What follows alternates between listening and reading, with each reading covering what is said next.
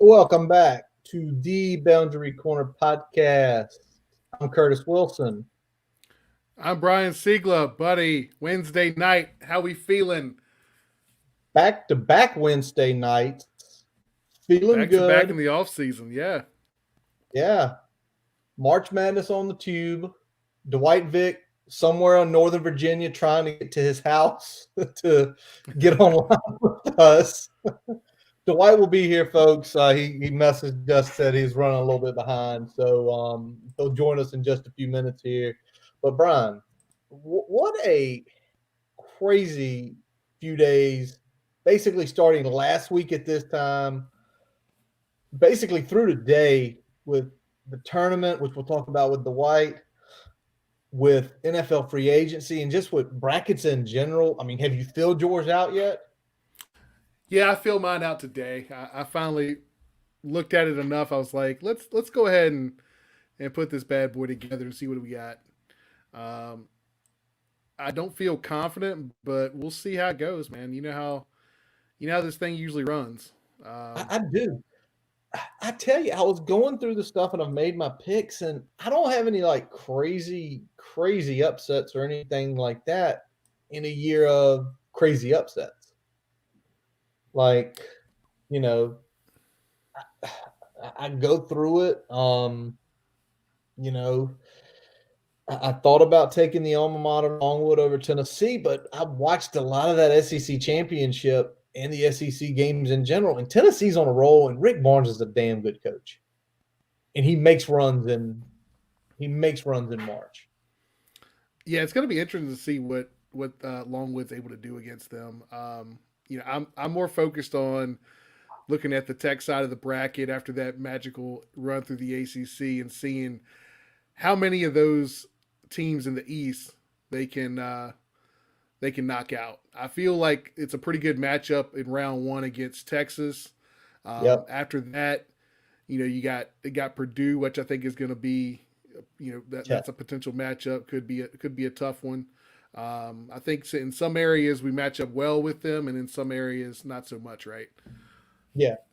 Obviously they got size with the big 7 foot plus guy. But as we saw last weekend, though, especially on offense, when they're running high post with Kiev, even some of the most athletic big men in the country, like Williams and Bacat, um, could not guard that. They couldn't get back on the rolls. They couldn't get out on the 3 point shooters. So Purdue, I mean, let's get through Texas first. Let's go out there and keep the roll, keep shooting the ball well, playing good D. They don't have a great offense, so that's good things. Um, but it's just going to be it's a fun tournament. I mean, we lost it in 2020. Last year was kind of uh, a minor version, an E minor version of the tournament because you didn't have full capacity. And what happened to BCU essentially losing, which is still in protocols this year, but we haven't seen that flare up in quite a while in any tournament, probably since early January. It definitely feels like the protocols are there, but the stringency is not what Mhm. it needs to be. All righty. One last thing before we bring Dwight on. Hokies and free agency.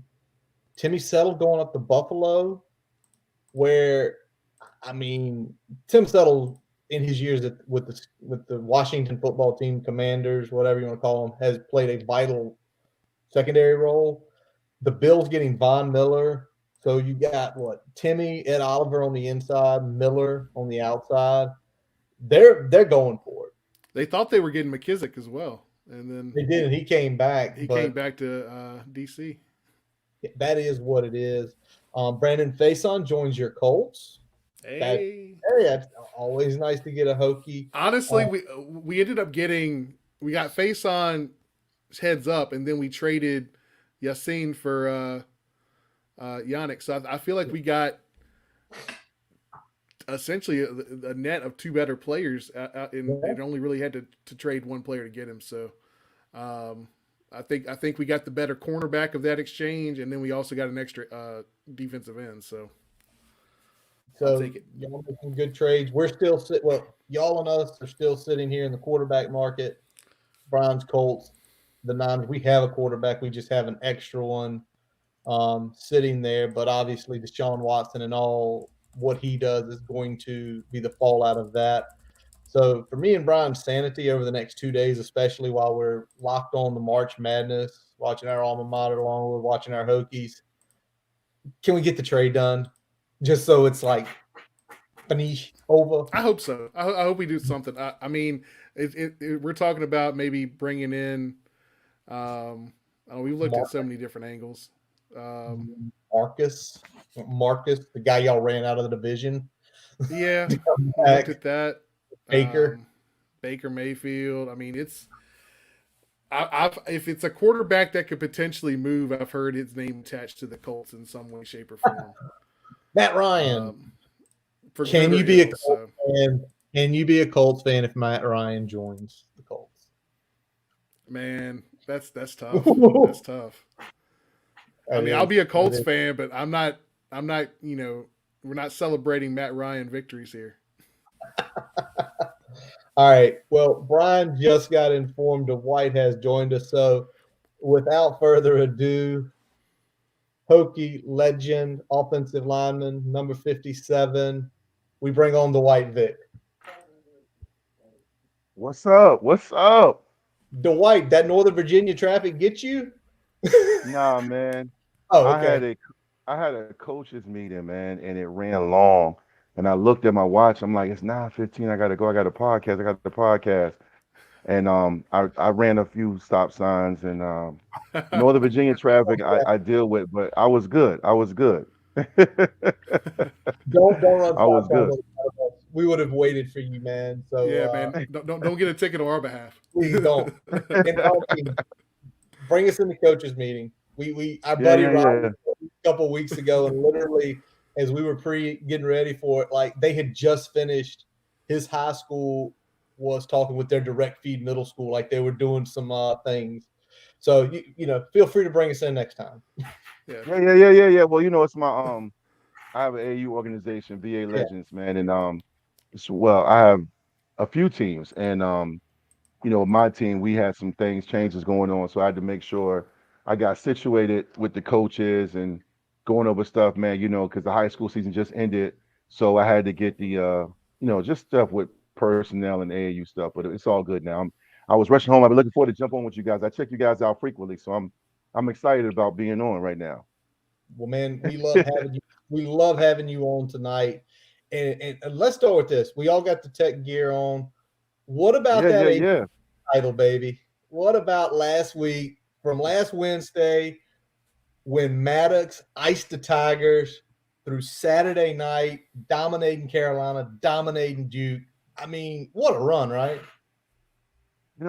So let me give you this disclaimer because I know you got some followers that have followed me on Twitter for a long time.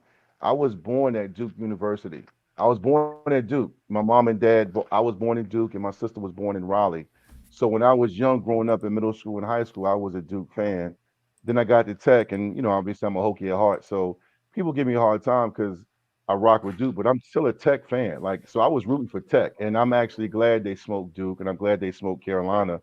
For me, it was euphoric, man. It actually means more now that the dust settled that championship because I think at the end of the day, it's just special, man. Like what Mike Young is building and seeing my guy Ace Custis, who Yes. I basically have grown up together when we were at Virginia Tech as a Yep. special assistance coach, and Bruce, my guy Bruce Garnes, who's been at Tech since 1988. They've seen the ups and downs, and Bruce was there with Buzz. So to see those players, man, beat the Blue Bloods and Virginia Tech, man, I always take it personal when people talk about we're a football school. At the end of the day, man, we got wrestling. We've had some great moments with softball. We had track and field, men's and women's continue to dominate. The golf team is great. I'm not going to Yep. lie and tell you I watch golf or baseball, but if it's got the orange and maroon as Hokies, I'm down for it. So it was a great night, man. My wife joked about how Tech fans were going to really make everybody upset because we are so into our sports. Hokie Nation, when we get something, we get to the point of we're obnoxious. So we can be annoying. Like my timeline was Oh just, yeah. people this was trolling. fun. But you know what? I think that's what makes us special, how hard we ride for our program, how hard we ride for our sports. But that was just a great night. I feel like the entire country was watching that game Yeah. because I don't really think it was a great NBA game on, and it is the ACC tournament Saturday night prime time. And it was a great night for Virginia Tech sports, especially the basketball program, man. A program that now been to 5 NCAA tournaments, Yes, and sir. I won't go as far to say we're a basketball school. I think when I hear that anyway, oh, that's a basketball school or that's a football school, I get it. We love our football, but I love the fact that Tech won that championship, especially when Brian and Curtis. I know you guys know this, man, but like when we went into the ACC, there were a lot of teams that did not want us in that conference. You You know. can you can Carolina being the top two that did not want us, along with Hmm. our Yeah. And in-state Miami rival. was playing some shit behind the scene It was four of them. to It get was Hmm. BC four. in there instead of us. It Yeah. was Oh yeah. four We of them. know. Yeah, Miami never liked us because we came in and we spoiled their party too when the Big East began. It was supposed to be the Miami Hurricane show, and we came in and we took that over, man, and we became their rival. I meet people now from Miami, and they see I'm a Tech guy, and they're like, "Oh my God, we hate y'all." I said, "Good, they're good." He said, there's some Miami fans that feel we are more of a rival to them than Florida State because of the conference years in the Big East, those years, those battles. If you ever watch ESPN Classic or you go back and do your due diligence with the history of the program, Tech in Miami, especially in football, it was vicious. It was real. So I'm glad we got an ACC. I always thought when I got to Tech, I love playing in the Big East, but I thought it made more sense as far as demographics and proximity with the schools. So that move in 2004 has been great, because I was there when the football program was in the Big East, the basketball program was in the Metro, The playing Metro. VCU and Louisville, and Yep. and the girls team was in another conference. It was crazy, man. We were 8-10. all over the place. The 8-10 A10, for a while, yeah. 8-10, yeah, jumping yeah, around. yeah. People don't, yeah, Speaking of girls, they're in the tournament too,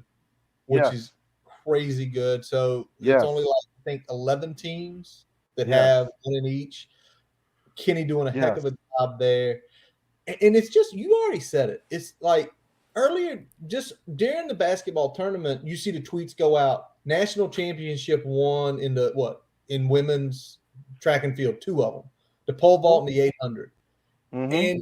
And now you already mentioned it. And we've got some stuff on it later. I mean, what, 8 wrestlers going to nationals Yep. and Yeah, Texas top 10 program? yeah, I mean, it's this thing where, and we're going to talk a lot about football, but it's what's happened in the last 5-6 years is every other sport has gotten cultivated, right? yeah. Cultivated, winning Mm-hmm. program, going to championships. And now it's time to get the football program right. And we've Oh seen my in the last God. few years, we saw the upgrades to facilities. And now we're seeing Brian. This is Brian's saying, not mine, but it's true.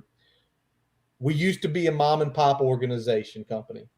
After what's happened this last year, we're a big business now in football. He's right. He's right. He's right. And I was never one of those former players in denial. I mean, because when I was there, we had a equipment manager. He's a legendary equipment manager. We had a guy named Lester Carlin, Mm-hmm. and everybody back in the '90s wore the same turf shoes. So if you were a running back, you wore the same as lineman shoes. So we called them Lester Specials. So like you gotta understand something, bro. Like I was there during the dark ages when we were Yeah. winning off like real grit. I was there when the Merriman Center was built my last couple of years, and I was there when we got sponsored by Nike. We will finally be able to get on the beach video games featured on EA Sports. But it was a mountain to climb. And we were very fortunate when the Beamer Ball website was created and when all that stuff happened.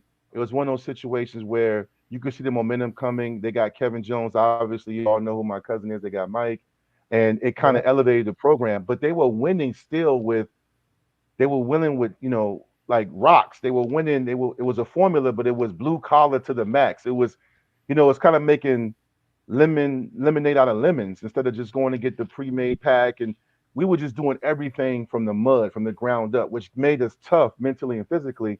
but you can only survive on that kind of toughness by getting no stars and 1 stars and 2 stars, but for so long. Yeah. And it got to the point where we came in and hit the ground running in the ACC, and it was magical. And we came in and took over that conference in football. But I think when Clemson and Florida State and Miami elevated their finances and their stuff, it got real where it was like, okay, we didn't evolve. We kind of got No. stale. Like that Beamer Ball website was great for a long time, but then it was like, okay, the internet got even bigger, and we didn't have Yep. that many coaches on. We didn't have that many coaches on Twitter. And I remember my guy, shout out to my guy Bud Foster. He talked to me on my podcast, and he talked to me even off the record. We would talk, just checking in with each other. He admitted he even said this in an interview to David Teal, or maybe it was Andy Bitter, that the program, the recruiting pitches had gotten stale, and you could tell because during 2014 and 2013, we were in the running for some amazing players. I think that 2014 class was some of the best D linemen in Virginia Tech history when you had Deshaun Hand, Josh Sweat, Tim Settle, the kid that Powell that went to UNC. I mean, it was so many guys. And we were in the running, Derek Noddy. We were in the running for all those guys. At a football camp, everybody I mentioned was there. And we kept finishing number 2 behind Florida State, behind Penn State. And it was because of it wasn't so much the program was 6-6. That was obvious. We had kind of fallen off, but it was more so you can only push the mantra of Beamer ball and special teams and blue collar and stuff, but so much because every now and then, every few years, excuse me, the generation changes. And it's just like my son. Like my son, he'll turn 16 this year. He's grown up only knowing seeing UVA beat us in football like one time. But at the same time, he also has seen the program the last several years struggle, go 3-1 to start the season, then fall off a cliff and barely make a bowl game. So in his mind, he's like, "Yo, what's up with your team?" You know what I'm saying? Because he's like when I He show calling him you the out old, like that. yeah, because that's his team too. But he's like, man, I said, listen, we used to be ranked in the top 10. We used to be top 20, top, and it's all YouTube stuff. It's all like memories, and that's when you realize that it was time to change, like Brian mentioned, because if you keep living off history and what you used to be and showing old clips, as much as I love my era, I love the new era too. So I want us to show some new relatable stuff, some current events, some stuff that makes you pop right now, you know? Yeah, you were talking about your era. Your era was when grit wasn't just a slogan. Yeah, yeah. Listen, man. I'm not. I'm not here to. I'm not here to bash Fuente. I don't know him. But I love the Hokie Twitter account. I love social media. I think it's a gift, but it also can be a curse. I think for guys like us, we use it for the right reasons. I love what y'all do. Shout out to my guy Davi. I love Don V and Drift. I love a lot of these guys I've met in the Twitter spaces. So many great tech fans I chop it up with, even UVA and other fan bases. But at the same time, man, I got so tired. I know Brendan Hill will agree with me on this, man, and DJ Parker and those guys. I got so tired of the manufactured hype.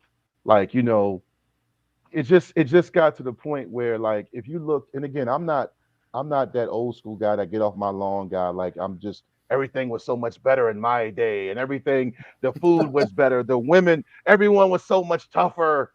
I'm not that dude. Like it's not like that, man. I think there's some talent and guys are tough now.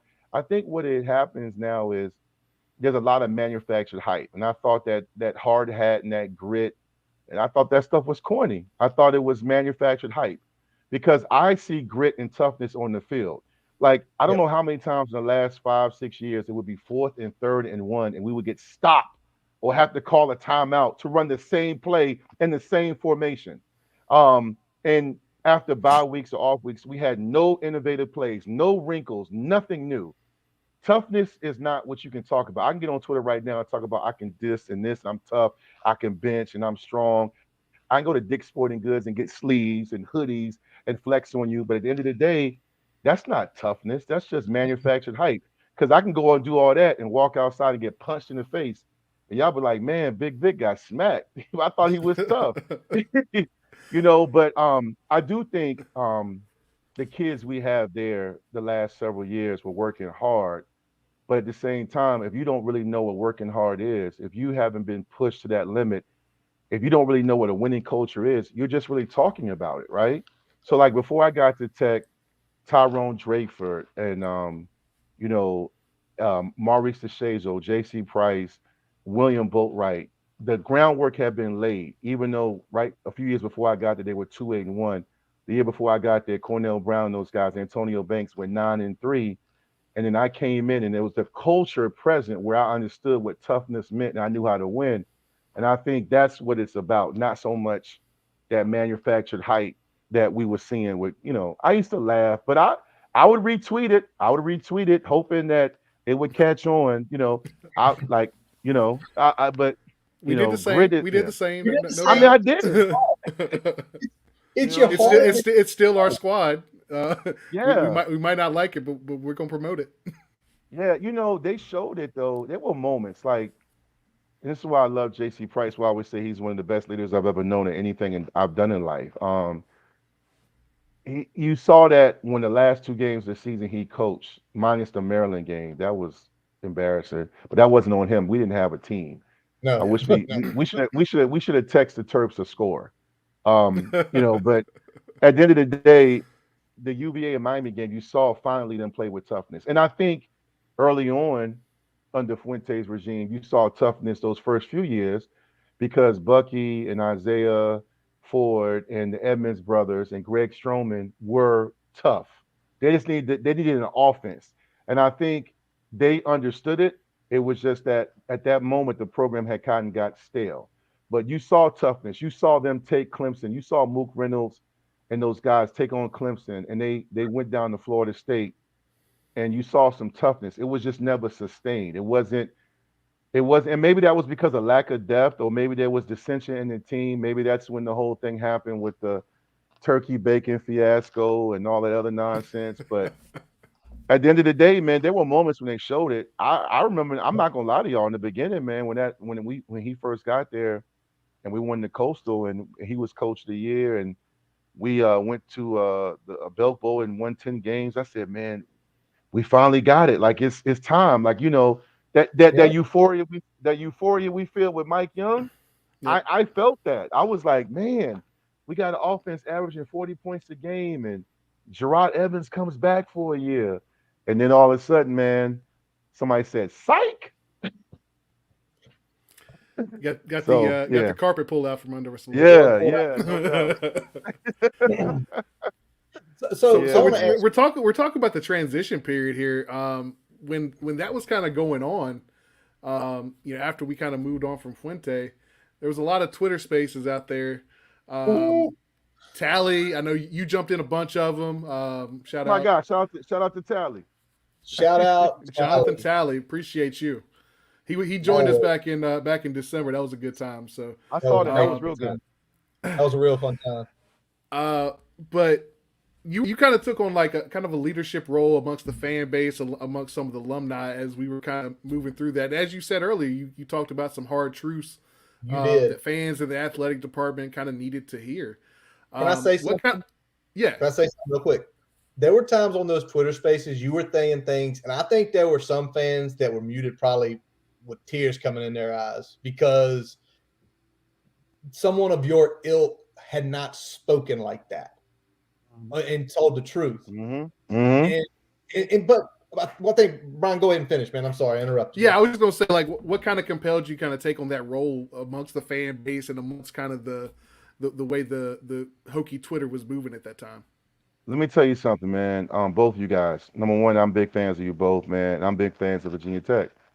Virginia Tech's my home. I get emotional when I think about it, man. Like I know I take on people have acknowledged me as like one of the Virginia Tech ambassadors. I'll ride with that. I've written columns for 247 Sports for years with Evan Watkins and CZY and all of them. And I used to be on Hokie Haven, before that. And I did the pregame show with Cal Bailey, then Danny Noakes. I did the the spring game broadcast in 2013 for Virginia Tech. You guys know I had a great career there. I mean, I felt it needed to be said because I felt like I don't think all the fans understood like what this meant to all the former players. Like you gotta understand, man. Even before I had the Vic 757 show with my cousin Mike and all those guys that jumped on, I was having those conversations in group chats. I was on the phone. I was part of getting people back to tech, but guys didn't want to come back because they felt ostracized. So I was like, you know what? I'm a self-made guy. Like I have businesses. I'm a licensed clinician. I'm a father.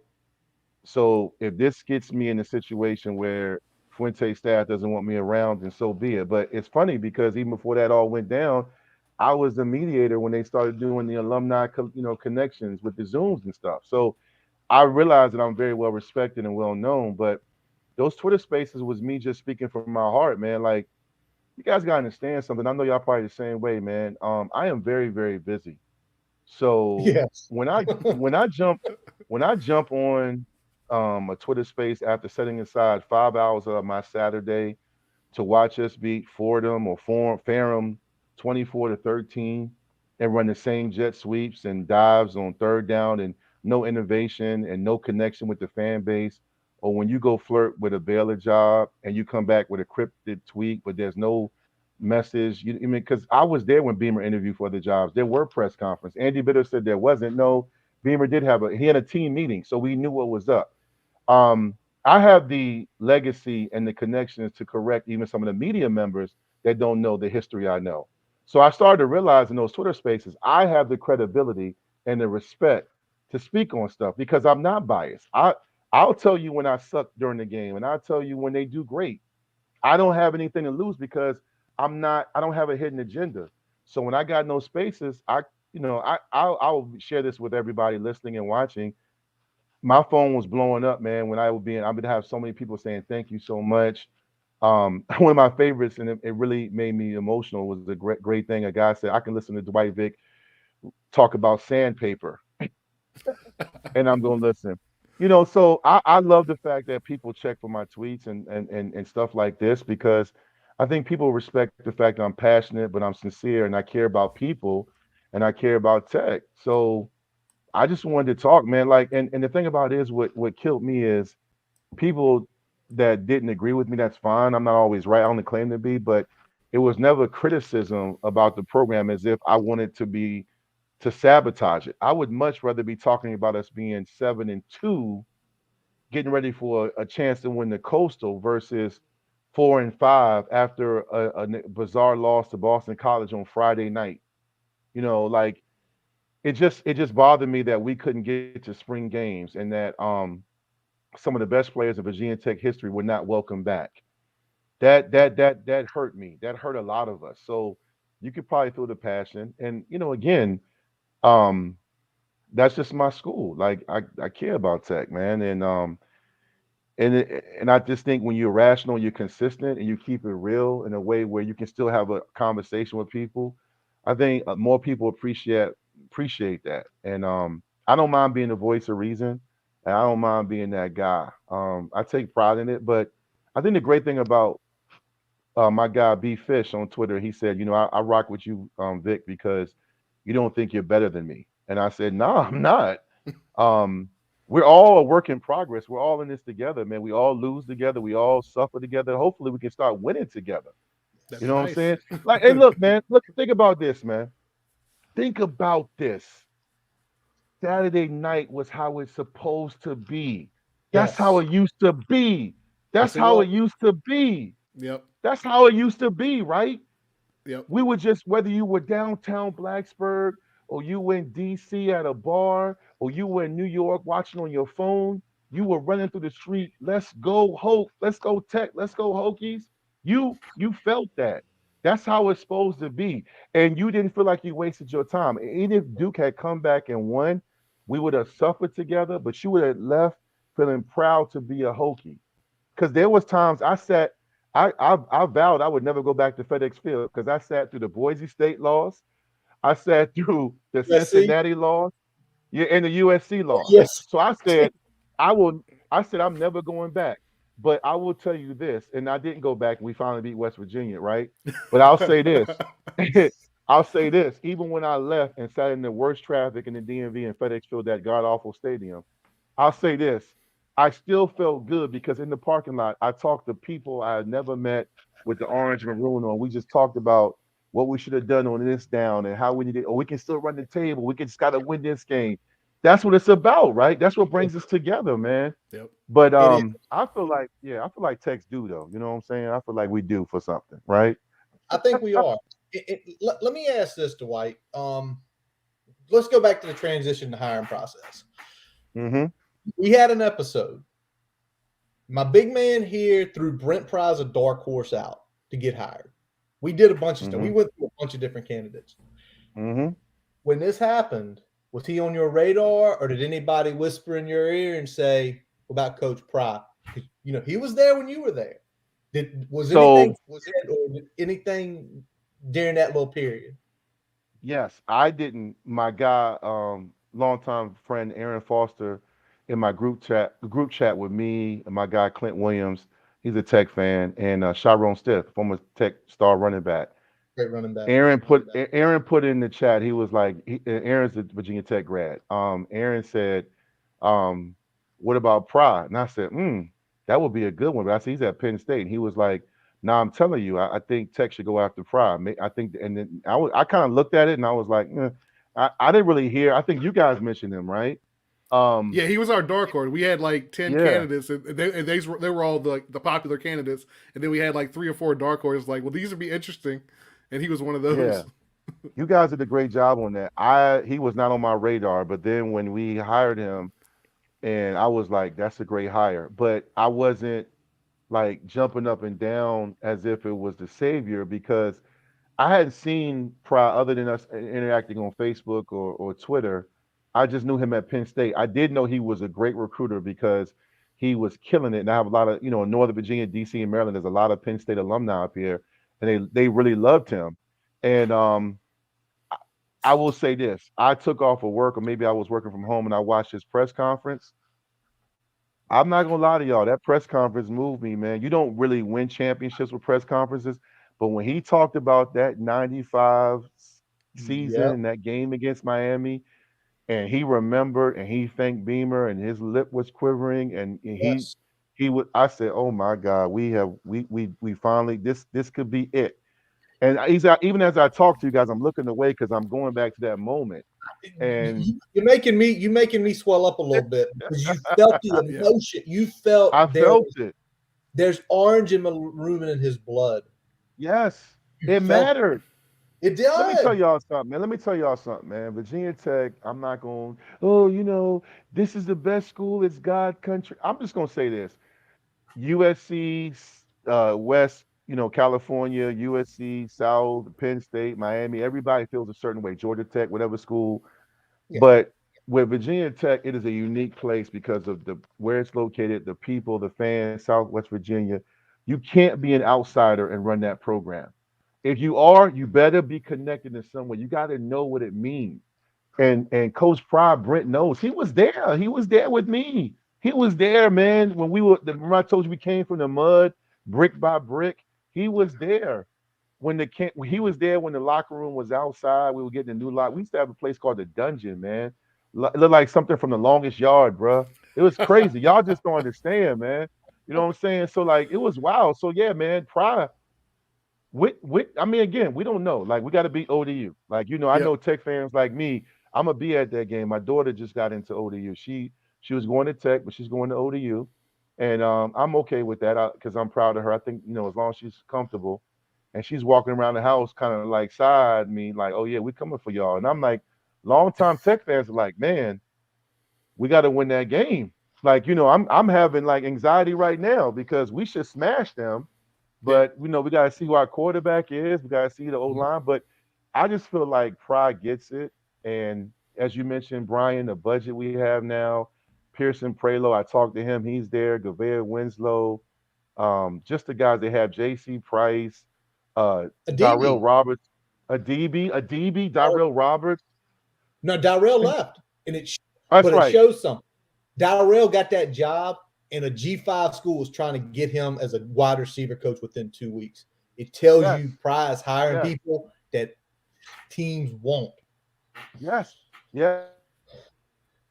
And I just feel like the transition was good. I feel like it was a key thing to keep JC on. I just think if he would have left, him and his wife, who I love dearly, and she was on my podcast as well, a Hall of Famer, Jen Root Price. They spent 17 years trying to get back to Blacksburg. And I'm not going to make last year out to be some great season. We went No, 6-7. But honestly, JC saved that class, most of that recruiting class. He saved the program because, yes, Maryland was a debacle, was embarrassing, but we had 25 opt-outs.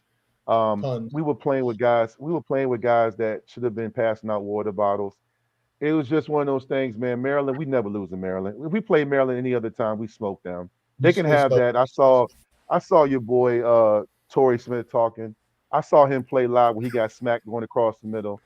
But it's Maryland football. But I love the hire with pride. I love it. Yeah. Can I say Yeah. this? JC Price at the end of the UVA game, after we win, in that comment, this is my school. This is home. Mm-hmm. Whoever was going to be the coach, that man had to stay. National TV, he says that. He got Hokie fans swelling up, screaming, tearing like, that's our guy. And then you find out a few weeks later in the Maryland game, he breaks his hand because he shows that passion about how we were playing that game. He had to stay. He had to. Yeah. Maybe JC forever. Price. Y'all. Again, I love the Barry Bookers. I love the Jason Worlds. I can go on Corey Moore, who was my locker mate, my brother. We have had some great ones. Cornell Brown, Yeah. Carl Bradley, Chad Beasley, so on and so on. So many great guys, man. But I will tell you this, man. I would put J.C. Price in the Virginia Tech Sports Hall of Fame just from that moment right there, right? But you guys got to understand something. I went against him for 2 years, 94 and 95. And J.C. Price was a man child. Like I went against him, and it never got any better. I went against him, and Hank Coleman, then later on, John Engelberger, and Corey Moore. I mean, but J.C. Price to me, is what it means to be a Hokie. Like if you look it up, just what he means, and I'm not surprised he broke his hand, man. That guy was tough, man. Like he always walked to practice like his back and feet hurt because he went so hard every day. And then as soon as that whistle blew and them lights went on, man, he was just an animal. He had a crazy spin move. But more importantly, man, like when we were 0-2, I'll just say this on your podcast. I've said this before, but I'll say it again. In '95, that was the most important season of Virginia Tech history. I know the '87 team, Beamer's first year, was important, and they played, a few years before that, the toughest schedule in the nation, or the fifth toughest schedule. There were some lean years, and he had to do some great work with some players that could have gone to bigger programs at the time. But the '95 season was important because we were 0-2, man, and we lost two games we shouldn't have lost to. We're coming off, the 16-0 loss to Cincinnati in the rain. We didn't even score, and Cincinnati was trash. We shouldn't have lost to them. And Dren Junkenmiller, I remember seeing him. I was a redshirt freshman. I remember looking, and he just had his head down, and it was raining so hard. And I said, man, like, we may not win a game. And I'm like, what is going on? We're too good, and we couldn't figure out what was going on. And I remember thinking, man, like, there were whispers that, Dave Brain was the AD, and him and Beamer were tight, but there were whispers like, wow, like, what if this doesn't work out? Will Beamer be let go? It just was crazy. So you have all that going on, man, in Miami, the real Miami, the U, not Yeah. the one now where they hold up a chain, the Sugar Thug chain. The real Miami with Ray Lewis and Rohan Marley and all those guys, the household names, they're coming to Blacksburg where we never won. We never beat them. And that's when they had swag. That's when they would run to your sideline. Shout out to my guy Ray Lewis. He was on the show with me and Mike. Ray Lewis is my guy. Love him or hate him, I love him. I know he's our rival, but he is one of the best athletes and linebackers I've ever seen. And he was all over that field. We went and we punched him in the mouth. But before we got to that moment, we're in the locker room at 0-2, embarrassed in our own home field, lost two consecutive home games. And J.C. Price and Jim Barron, two of the best defensive linemen and leaders in Virginia Tech history, said, let's stay together. We're brothers, we're family, we're not going to lose another game. We had a players only meeting in the hotel in Radford where we used to stay before games. And we told Beams and them and Billy Heighton to get out. We just said, we got to talk. I was a young kid. I was just watching this all go down. I was like, I feel like I was in a movie, like a League of Their Own or something, or like Varsity Yeah. Blues. It was just like, I'm in a movie, bruh. And I'm looking, and J.C. Price is an emotional guy like me. And the seniors talked. Drunken Miller, everybody, was talking, and we came in and we beat Miami. It wasn't a pretty score. It was 13-7, but Lauren Johnson made the key play. But J.C. Price is he epitomized what it means to be a Hokie, man. And I stand by what I said when we hired him, man. That Virginia Tech fans will all. I think I retweeted my tweet with receipts, saying here's some receipts. But I said, Virginia Tech fans will love this hire when it's all said and done. So the transition's been good. Now, to be honest with you guys, we got to win. We got to win. The biggest issue with Tech going back to my years and even after I left, even during the Tyrod, Ryan Williams years, we have to start winning games we're supposed to win. If you ask me, facilities, yes, money, budget, coaching staff, recruiting, all that's obvious, and you got to do it, which we've done. Whit and those guys have done that. Prize doing it. But on the field, we got to, my senior year, we lost to Temple. We were 14th in the country. They had lost 35 consecutive games. The following year, we lost to Miami, or the year before, we lost to Miami, Ohio at home. Everyone knows about Boise State, JMU. We got to start winning these games against Boston College. We got to start beating. We do good against UVA and Carolina because I feel like we take them seriously. But we got to start winning those games we're supposed to win. Like those games, like here we go, Virginia Tech's they're gonna do what Hokies do, and you're like, how did we lose it? We only won that game. We would be in this bowl. We got to start winning those games. Like I want to start getting back to. We saw it that one year with Gerard Evans, his only year at Tech, where we were just crushing ECU 55 to whatever. Yeah. We got to start. We got to start getting in games. We win those games. You know what I'm saying? You have to want teams like that. Essentially, you want them losing the second they step on the bus leaving their stadium. That's how you want to feel. And, we haven't done that for a long time. For a long time, it was like that. We don't step on throats anymore. When we get up, we don't finish them. But we let them hanging around, and then it's a game. And and a lot of times with you got BC for whatever reason. We get up, as you said, for UVA. We get up for UNC. We take them seriously, even though they're more or less mid in the conference, right? But we don't take those other teams like Wake, like BC. We don't take those games as seriously as we should, and by extension, we don't play like we should. No. And I'm gonna say something. A mentality that I continue here coming out of Brent Pry's mouth. I want guys to hate to lose. Every time, there it is. My buddy Roddy Compton down in North Wilkesboro. Hate to lose. Mm-hmm. That's the mentality he's trying to instill. And he's talking about like the one-on-ones during winter workouts. Like, I want you to hate losing to your brother over there. Hate to lose. Because if you hate to lose, it gets down in crunch time. As he said today in his interview, you will do anything to win because you hate to lose. And I feel like that's the mentality he's going with.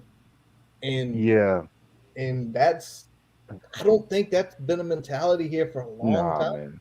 Man. I remember last year, I tweeted about it. We were playing Richmond, and we were up, and then he put the Fuente and then put the backup quarterback in. We were only up like a touchdown, and we were in our own part of our point. We were near our own end zone. Like the backup to a pick. Yeah, Knox, we're struggling to beat Richmond. I was like, what is going on? If I believe that's the game. I haven't watched that game since it ended, but I believe that's the game where Tavion Robinson ran that punt back. Yep. Or it was going to be a dogfight in the fourth quarter. And you're right. We haven't stepped on teams' throats in a long time. But I think, again, I'm sure it was the same way when DJ Parker was there and even after I left. But I feel like one thing that was a staple of our program during the times I was there and even subsequently thereafter was there was competition in everything. We had to compete, and there were fights and there was battles in practice. You can ask Brandon Flowers. It was competition. Josh Oglesby will talk about it. Like it was Justin Harper and those guys will tell you the DBs versus receivers. It was real. And that's what Pry's talking about, because I know they had that up there at Penn State with him and Anthony Poindexter. And we're going to get back there. I definitely know it's going to be there now. But the point I'm getting at that you mentioned, Kurt, is like you got to be a dog. You got to be a jerk. I remember, man, the ACC, the first several years in the conference. I think the first 2 years we went 16-1 on a road. We went 16-1, and I went to road games on purpose, and teams hated us. Maryland, Wake Forest, but because we would talk trash and take their turf. The year Wake Forest won it, we beat them 27-6, and they won the ACC. And we beat, and the thing about it is Nolan Burchett and Adibi and Vince Hall were jerks on the field. I mean, they were hitting people. They were so physical, and it wasn't that whole targeting thing. They just did not. They didn't care. They talked. Jimmy Williams. I was at Maryland when he decapitated the guy, and he was on Maryland's side. He stood up, all 6'5" of them. I can't repeat what he said because I really want to go in, but my whole point being is that FU mentality Yeah. has been gone. We have not been. We got. And I remember talking to on one of the Twitter Spaces, and I hate to bring this back up because that era is done, but I felt like we had a lot of guys that were good players and very good people, but didn't have that switch, right? Because Yeah. I'm a great guy. I'm a teddy bear. I'm a good dude, but on the field, I talked. I was an asshole. You know what I'm Yeah, saying? you Like gotta, you gotta, you gotta have yeah, a switch. You gotta have a yeah. switch. You got to be a switch. You know what I'm saying? Like I remember going against Chris Hovan and different guys, different teams. I mean, I remember on UVA sideline, I said something to George Welsh. I mean, I only remember. You know what I'm saying? Like I remember my longtime friend and teammate from high school, Ahmad Hawkins. Man, we're close. He's a UVA guy. You know, he played at UVA last team to beat Tech in Blacksburg, and we're still tight. But like, during that game, I didn't care. I hate. I mean, you got to have hatred, and I know this may be hard for some people to understand. It doesn't mean you can't relate if you didn't play, but it's just about competition, man. Like I'm telling y'all, man, you guys were there. Go back and look at those teams the first several years in the ACC with Virginia They were Tech. mean. You know, they were mean. They were. They had, if not for a bullshit PI call, they were gonna knock off USC because they were popping USC. I Yes, was. I'll be. yes, Brian was in camp on at Sydney. I was in Longwood at my apartment. I'm feeling drunk, and we were just. It was just, and you just saw them, like you could see USC say, "Wait a second, this team's unranked." And we're in this hmm crowd. It's 80,000 people. Just we can't hear anything, and every time we get over the middle, pop Yep, and light them up. light them up. So it yeah, was a completely different mentality. And let me ask this because I'm gonna pivot a little yeah. bit, but I want to know you guys who played. It didn't take long. Brent Pry started getting you guys on phone calls and Zoom calls. Love it, love it, love it. I mean, how big was that? I mean, it wasn't like 3-4 months in. It was like a couple weeks in. He gets as many of you guys as he can. And Yeah, I mean, and you've already talked about how you guys had kind of felt distanced from the program. And he's mm, putting that hand out saying, I want to talk to all of you. Not just like Mike or Cam, but if you nah, played here, we want you to come talk to us. How does that make you yeah. feel as an alumni and as a big piece of this program that if you played here, you're one of us. Come here. You know, you mentioned Kurt, you and B. You mentioned the Twitter Spaces. Let me tell y'all something right now. Don't ever get it twisted. They are tech coaches and people in the front office that are on those Twitter Spaces. They just might have an egg as a profile pic, or they might be under a fake name. But I promise you, there's been a lot of stuff done that I mentioned, and the next day or later that week it was done. I'm sorry, they listen, they know, and I'm okay with that. I mean, they should have their ear to the streets. I think at the end of the day, it was critical, man, because Pry understands he comes from a situation where the alumni relations in Penn State are how they're supposed to be. So I think he understood. And I think, honestly, guys, we're still not even done getting everybody on board because, a lot of ground has to be made up because there's been such a big disconnect. So I've been part Yeah, of it and other guys, but um, the great news is guys understand they want to be there. They felt wanted. And it's not just the Beamer guys, it's the Dooley guys, it's the guy from the 70s and the 80s. They all want to be a part of it. I think the biggest misconception was that they felt that we wanted tickets or we wanted like rooms blocked off and we wanted like a bunch of hoes coming through and we wanted the statues made. It wasn't about all that. It was more so about, man, like we want to be part of the program. The last Zoom we had, the stuff they're talking about is just so impressive. They want us to be there to speak to the team. They want us at practices. They want to do legacy camps where former players help out with the current players or recruits. They are so in line with getting us on board, and Pride is all in. He's jumping on every Zoom. The Zoom we had when I was the moderator, Witt was on there. I've always rocked with Witt. Witt Babcock's my guy. Um, Mike Burnett was on there. Everybody was on there, including Anthony Midget, Michael Vick, Rania Whitaker, every household name. This was right before Fuente left, but he never jumped on. He never jumped on. The same way he didn't meet the 99 team when they were there for the reunion. So, at the end of the day, man, you got to have somebody that cares about players because when I chose Virginia Tech, I was ranked 4th in the nation by Sporting News. Had offers from Florida and every school you can think of just like a lot of guys that are heavily recruited. I was at a very, really, really, really historic program at Hampton High where we won national and state championships. It's not the same now, but it's still legendary. I remember what it was like because Yeah, they were yeah, still rocking like that when I was in high school. yeah, they were. And at the end of the day, man, like if I don't come to Tech, there is no Mike, there is no Marcus. I also help host Lee Suggs. I also help host Terrell Parham and other guys and Roniel Whitaker. So my point being, it's a domino effect, right? You got to take care of the guys that lay down the groundwork, the Marcus Parkers, the Tony Kennedys, the Tyrone Drakefors. You got to take care of those guys, the Chris Berries. You got to take care of those guys because they came and laid down the groundwork. Even the guys from 1987 and 1977, the Gene Buns. Gene Bunn still is the all-time interception leader for Virginia Tech, and he still follows the team. They had to create their own tailgate space. A guy in the Virginia Tech Sports Hall of Fame should not have to create his own tailgate space. It's embarrassing. So the point being is, but that's all being rectified right now. That's all being fixed. So at the end of the day, to answer your question, Kurt, man, it's just it's exciting. I'm gonna tell y'all right now, spring game might be 70,000, dog. I tell you right now. There is a buzz. I'm going to be there. I know Curtis is still trying to. He's got baseball games. Athletics, man. I'm going to be there though. I'm going to be there. Yeah. I saw the golf tournament thing drop today with a bunch of big names. All right, Dwight, me, I'm telling you got to do something. The golf tournament, you got to get that phone out, and you got to catch you some of the best swings and some of the worst swings, and put them on Twitter for all of us fans to see. I know. I talked to Mike. We supposed to be. I gotta make sure he gets there because Mike is always involved in something. He's a golfer.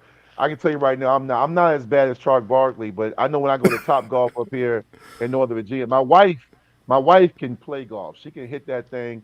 I'm up there looking like I just learned how to walk. I just can't swing. I don't know. Golf and baseball have my respect because there's an actual technique to it. People think it's easy, but let me tell you something. But Devon Morgan is doing that, right? Devon Morgan? Yeah, shout out to my guy Devon. Devon, he hit me up when he was planning it and he told me it was gonna be great, man. And I'm really happy that, it's just gonna be a really good time. It feels good because this is how it's supposed to be. That's why I know it's gonna be a lot of people in town. It's going to be a great day. Hopefully the weather holds up. I was there one year when the game got canceled. This is back when I think J.C. Coleman committed, or maybe Bucky Hodges, when we got like 6 commits, but it rained out and we didn't have a game. And then I was there one year when it rained. They still played it, but it was just like, when the weather's nice in Blacksburg and you can see all those orange and maroon shirts. Yes, I don't even care about the game. The game is always dry, but it's just the fact you get a chance to see the future of the program. Yeah. Big fan experience. Good chance to get on the field after the game, talk to the players a little bit, talk to some former players. I know when we last went, what the last real decent spring game was the first one of Fuente's era, I guess, was the last decent one back in 2016. Um, that was a good time, but we really haven't had a proper spring game since then. No. I swear, you depriving the fans, man. Let me tell you something, man. And the fan base, especially at Virginia Tech, is your lifeline. It's your foundation because it gives you a little bit more time to get yourself together. Like, because the fans believe in you, man, it permeates through the program, right? Because it's like, well, you know what? Been dealing with injuries, or we're going to get this thing right. When you ostracize the fans and you look down on us and you talk to us as if we're inferior, you are, especially with Tech fans. Yes. This is not the fan base to insult or act like you know more than us. I mean, think about this. You got Boundary Podcast, you got the stuff I do, you got Don V, you got my guy Rick Barry, Ricky LeBlue, excuse me, I'm thinking of Rick Barry, basketball, but you got Ricky LeBlue, you got Tech Sideline. I'm sorry if I made anybody, but this fan base and the culture around it, the podcast community is so deep, so rich. And I told you guys, I check for your stuff all the time. You guys are always dropping nuggets. I sit there, I have it on my phone. I'll turn the TV down. I'll be listening to y'all. My wife's like, "Who you listening to?" I'm like, "Oh yeah, my guys over at Boundary." You know what I mean? So it's just great, man. I mean, the spring game is going to be a lot of fun, a lot of entertainment. Um, I don't think the game's going to be great, but it's going to be cool to kind of get a glimpse at, okay, I remember him. He's the backup to this guy. I like him. He's got nice size. I Mhm. remember having a feel for the roster. I mean, the first game of the year, I'm like, who? Especially when guys switch numbers. I don't even know who the heck anybody is anymore, man. Yeah. Yeah. But it's going to be great. We, a quarterback's number one. I saw that today. Brown's going to take one, and that's a heck of a story. A kid from Fredericksburg wanted to go to Tech his whole life, and he finally comes back in his second transfer, which is awesome to hear because he said it. This is his dream school, and he went to St. Francis, played, went down to South Carolina, and then comes back up. And I wish I could make spring game. I got two kids in sports in the spring. I'm just thankful it's going to be on TV. So when I get out of those games, I can come home, I can watch it, I can enjoy it because we haven't even had that access over the last few years. And I Uh, tell you something else that we hadn't had over the last few years is a real display in Virginia recruiting. That's not the case anymore because of what we've done these first few months. I mean, just blitz in Virginia in every corner. It's buzzing everywhere. It's not just buzzing here in the RVA. It's not just buzzing up in Northern Virginia. It's not just buzzing in the South. It's everywhere. These guys are hitting every school. And how is that making you guys who are from Virginia feel? Like Cornell. I know Cornell's coaching out in Texas. Joe Rudolph went to EC Glass to visit. EC Glass puts about one kid in a D1 school about every 10 years. But Joe Rudolph and his staff rolled in there and decided to sit down and have a conversation with their head coach and some of their administrators. How's that I making you think, guys but feel? it makes us good. It makes us feel good. I remember a few years ago, my wife and I were watching a Tech game, and she was like, I feel like we don't have any guys from Virginia anymore. I remember like watching Tech games, like, oh yeah, I remember that kid. He went to Stonebridge, or like we had like 6 guys from Deep Creek and 4 guys from Western Branch, and we had 3 kids from Thomas Dale, and then you had a couple of guys from Florida and 2 guys from Georgia, and it was just a great mix. And I feel like when Beamer retired, he gave you the blueprint. It just needed a little bit of juice. He gave you the blueprint on recruiting.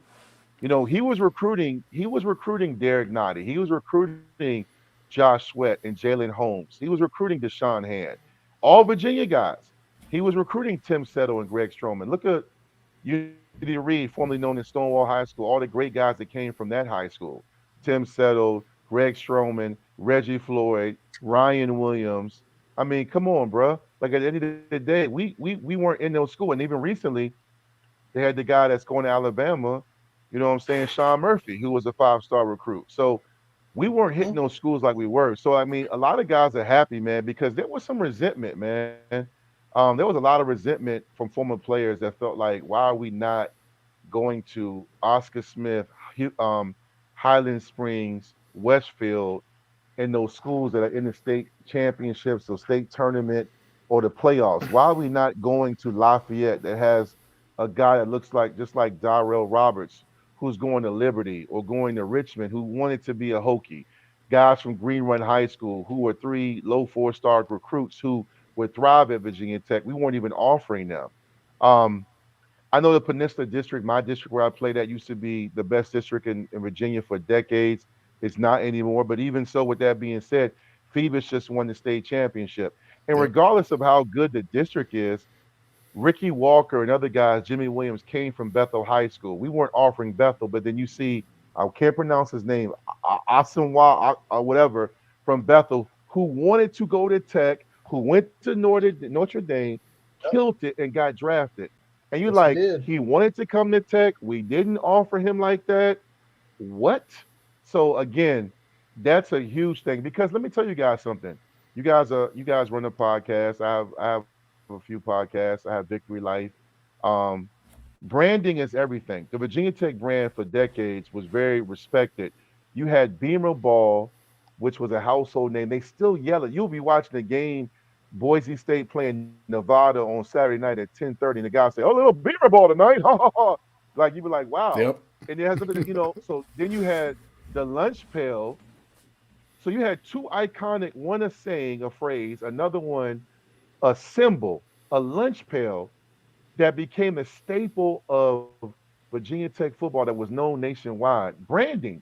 And the brand had become stale the last several years. Nobody in Virginia respected the brand anymore. And when you're losing to ODU and Liberty and you're barely beating Richmond, your brand is taking a hit. Because if you're a nice player, you're a good player, you're like, I mean, y'all lost to Liberty, man. What can you offer me? You know, Yeah. they put a guy, and I'm not knocking. I have 2 masters from Liberty. I'm not knocking Liberty, but don't make no mistake about it. I took a kid, one of my clients, 2 years ago, a few years ago, on a college tour to ODU. Most of their presentation, especially got to culture and why you should come to ODU, was about beating Virginia Tech. And I was sitting there so embarrassed, happy for my kid, but like, what? So my point being is the brand in state took a hit because we didn't have any more state pride. We didn't have any state pride. You know, I'm sorry, bro. Like, I don't have nothing against Texas, man. What's Texas doing right now? I mean, Texas football, really? Come on, man. This is not 1988 with Booby Miles. You know what I'm saying? This is not, you know what I'm saying? This is not that. We don't Texas. I mean, think about how many high school coaches y'all know. I know a lot that were offended with that hashtag. I know Oh that's yeah. old news now. It's water under the bridge, but at the end of the day, we are very, very happy. I speak for a lot of us the fact that we're recruiting the state. And here's the thing: I love Virginia, but I also want to get the Florida guys. I want to get the Georgia and South Carolina. But you gotta take care of home. George Welsh, the great UVA coach, Frank Beamer, the icon, the god, the Hall of Fame coach, both said, you win your state, you're going to be in great shape. You win your state, you're going to be playing for a lot because Virginia's a rich state in talent. I mean, look how many times Alabama and Ohio State and Clemson come down here and pluck players, and Mhm. I'm just glad that we're making an effort to get those guys. You know what I'm saying? Yeah, it's been a big push, and I'm glad to see it too. I mean, I talked to a couple high school coaches that, as you said, were offended by that push. Especially when you have other folks talking about, well, the talent in Virginia wasn't that good this year. That's why we were looking outside the Oh, state. That ruffles feathers. I mean, it doesn't necessarily burn bridges, but it makes it a hell of a lot harder to get across them. that guy that said that on the Sons of Saturday? Was that the guy that was on the Sons of Saturday The podcast director, that said the that? director of recruiting, John Yeah, Yetsu, yeah. who You is the know what? director of recruiting. Yeah. Listen, Uh, even if it's something you believe and it might be true, you are the director of recruiting. You don't say it. Yeah, You what are you just doing? what are you doing? Shh. You don't say yo, you know what's funny? You things know like what's funny about that is, yeah, I'll tell you that, sometimes there's some lean years in Virginia where some of the powers don't have guys that are Power 5 players. But my issue is you aren't even doing your due diligence. And even to second to that point, You weren't even doing your due diligence, and we're losing to kids that were at Wake Forest and Boston College and Liberty, who were the guys that you said weren't good enough to play at Tech. So my point being is Wake Forest even now has a guy named Justice Ellison. His dad, Shelly Ellison, went to Hampton High, played with me. His mom is also a graduate of Virginia Tech, Sheree Ellison, and he's a baller for Wake Forest. He went to Flint Hill, never even interest from Tech. Again, it's a private school in Fairfax County, but you got to know the connections. And there are a lot of former players like me that text the coaches that say, "Hey, coach, check out this guy." But they stopped doing it, and they would. Drake Kendricks, another guy. He's a Lynchburg god. He starts sending his guys to UVA and other schools on visits and recruiting camps because he knew Tech wasn't going to take interest in him. Like to me, Wake Forest and Boston College and Liberty are beating you with the same guys you said weren't good enough to play at your school. Pittsburgh had 7 guys, Yeah. tons of guys from the 757. Again, anyway, you guys are trying to get me riled up. It's late, right? Wake had Boogie Basham. Bernard Butch, Bash for people. I mean, so many misses. Now, I'm going to say this because the 2022 class had a lot of Virginia, and I think JC might have been that dagger that forced it because you start looking at 2022, you got like Gunnar Givens, who's from Botetourt. You got Meadows and Ahmad Bradshaw's son from Bluefield. Bryce Duke from up your way. Malachi Madison from Thomas Dale here. Lamar Law from down at the 7th. It's like JC showed up with the old coaching staff and said, look around. There is a lot of good kids here. And these guys can come play for us. And the thing is, if you start cultivating a relationship and taking the kid who can play here, when that 5-star comes in, you're going to be in. I don't think the old staff believed it would work. I think the new staff truly believes that it works. Like relationships first. Relationships. They're preaching it like relationships are key. Because if I come down and visit everybody in the school and I know everybody's name, and there was some 2-star kid that we liked and we gave him a scholarship. When the big 4-star, 5-star kids in that school, they're going to remember. I remember 3 years ago, y'all gave John a chance. John played. Yep. They don't get that. Nope. People don't forget that. And it's crazy to think. Let me ask this, because this is to the new staff, and you're seeing them out there, and you've had a chance probably to meet some. I got to take J.C. Price, your former teammate, off the table. I got to take Pearson Prelude off the table, your former teammate. Which one of these new staff members has caught your eye that you maybe you've already talked to him, or I want to talk to him? What do they call him? Cheetah? The Cheetah, Derek Jones, the corners coach. He looked like he's a fun guy to hang out with, man. Like he just looks like he's a guy. And let me just, before I dive into that, just want to say, I am a big fan. He wasn't retained, but I just want to say this on air, on live, on your podcast. I feel like Justin Hamilton did a hell of a job as a coach. I love Justin Hamilton as a person. He's a great coaching mind. I feel like he would have been great, but I understand it's a business because I wanted Coach Steinspring to come back. He's a guy that I thought would be great for recruiting, and he was definitely interested in coming back. But as far as the new staff, man, obviously, my man Rudolph, the O-line coach, right? Dude, he just reminds me of my old coach, Coach Grimes, who coached at Virginia Tech, coached in the SEC. He's an SEC guy, but he was at Virginia Tech during the 90s. Actually, probably was there with J.B. Grimes. Keep him in prayer. Shout out to Coach Grimes. He's battling cancer. So I wanted him to get healthy and get well. But Cheetah is fun, man. I look at his tweets, and he's just always talking trash, but also dropping knowledge. So he looks like he's just always having a good time.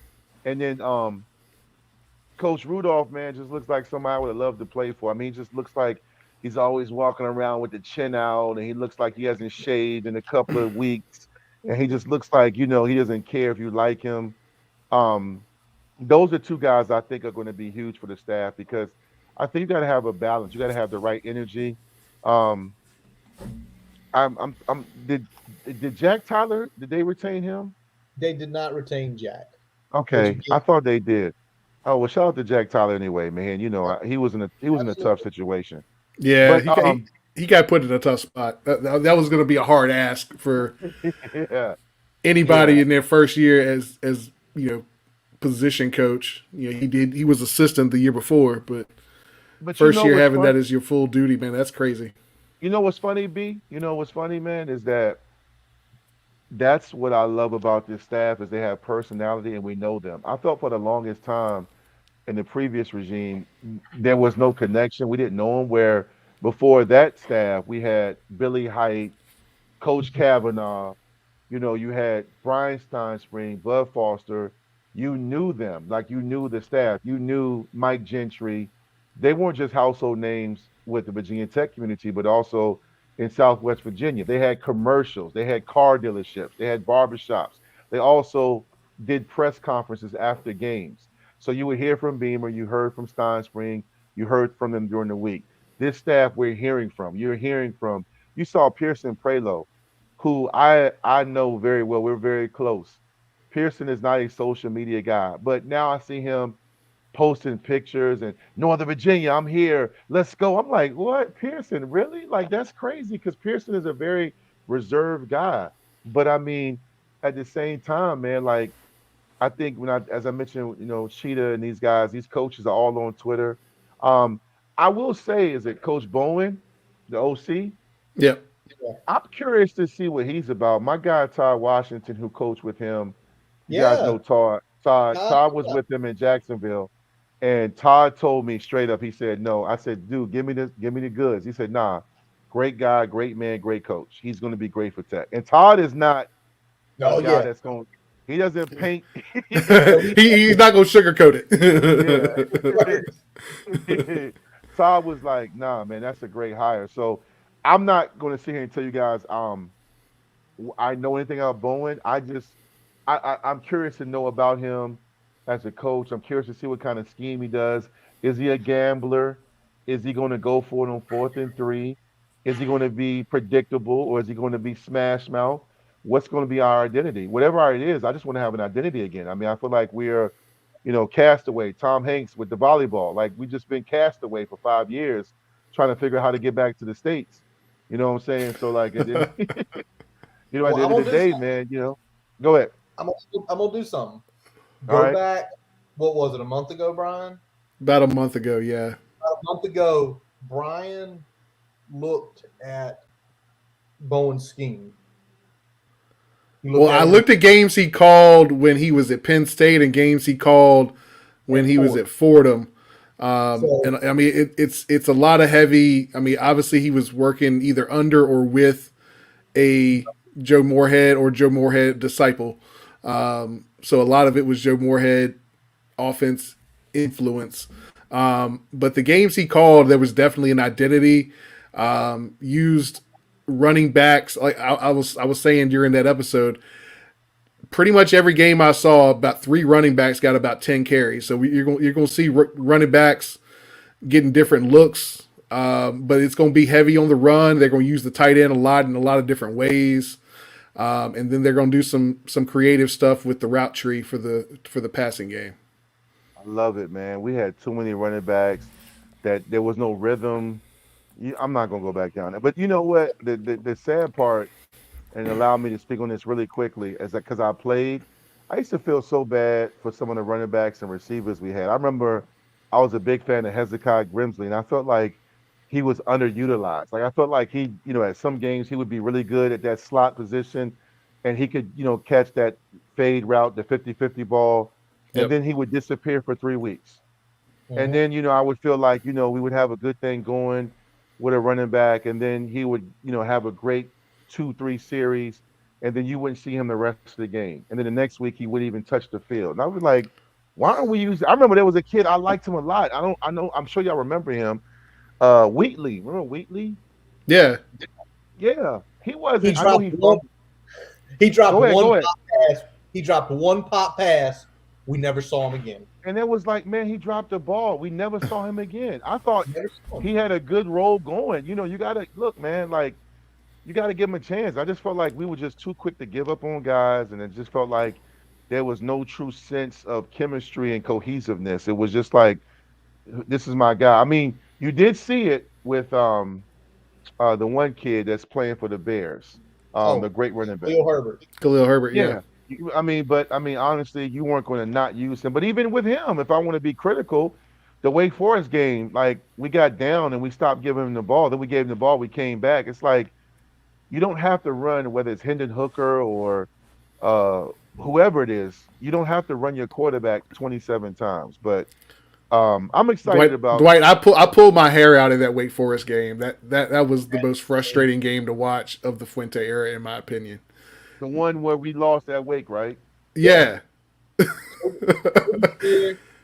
And Brian, I remember talking to him after that game, Dwight, I kid you not. I'm like, Brian, why we run it their best player all game? And Brian he's like, a lot of expletives. I don't know. He's like, I looked at it. We should have been outside zone, get away from Boogie.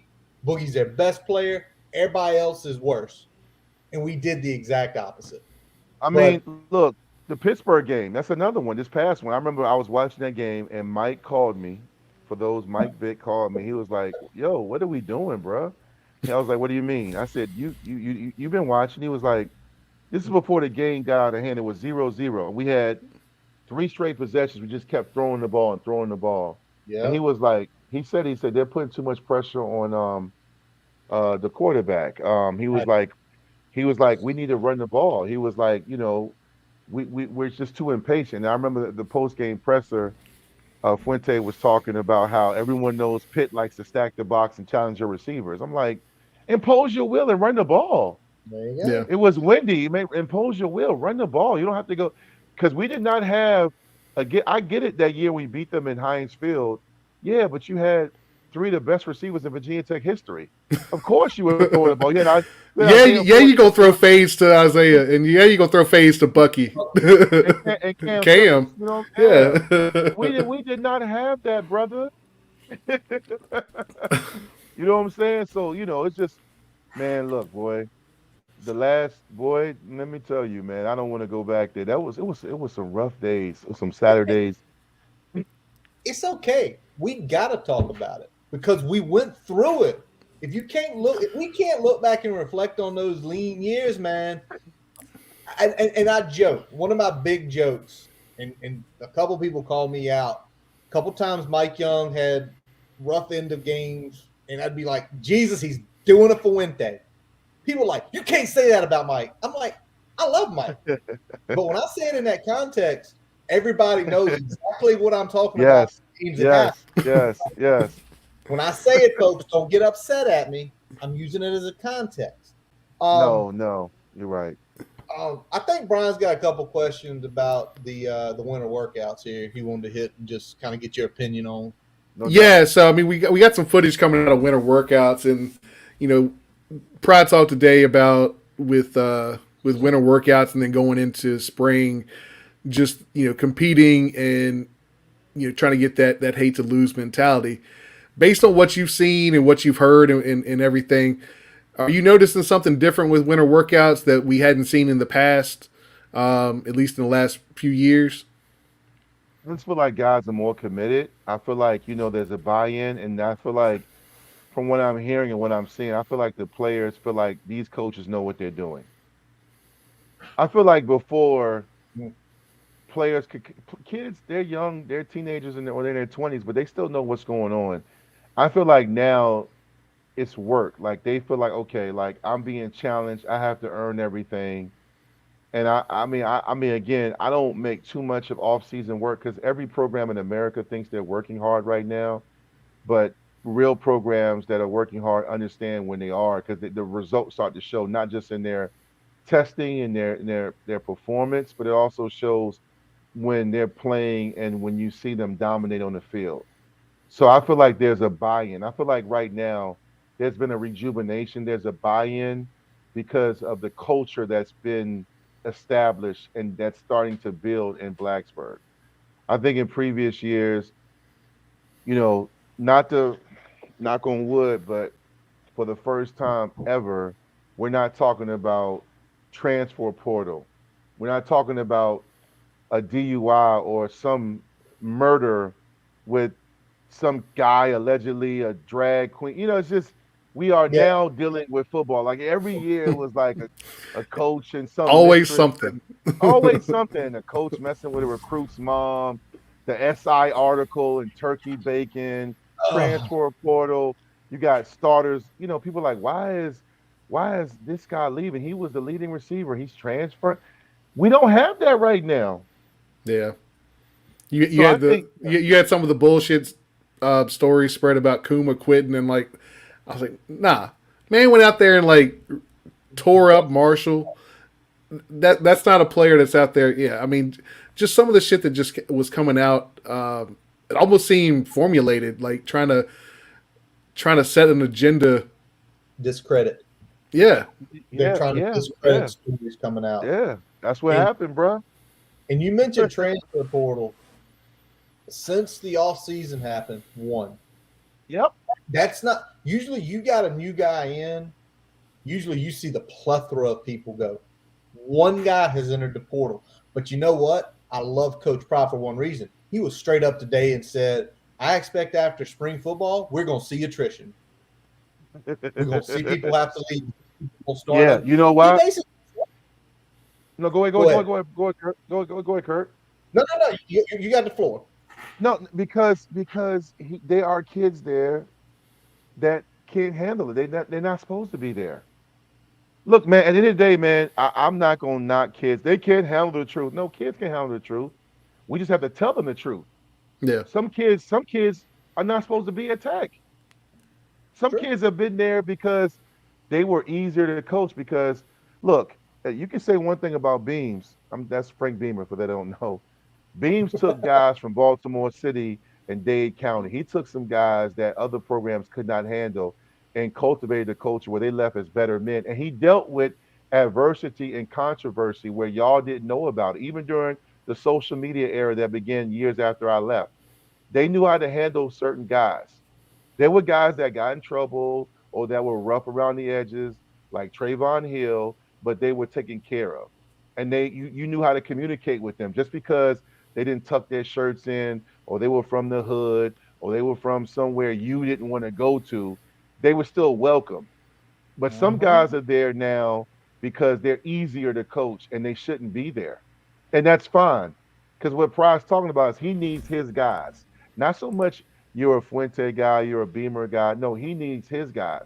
I try to tell people all the time a head coach has to have staff, players, cleaning crew, janitorial staff, the food administrators, everybody, secretaries, executive assistants, everybody has to be trusted. They have to have his back when his back is turned. Beamer had Kavanaugh, Coach Height, Bruce Garnes, John Boleyn.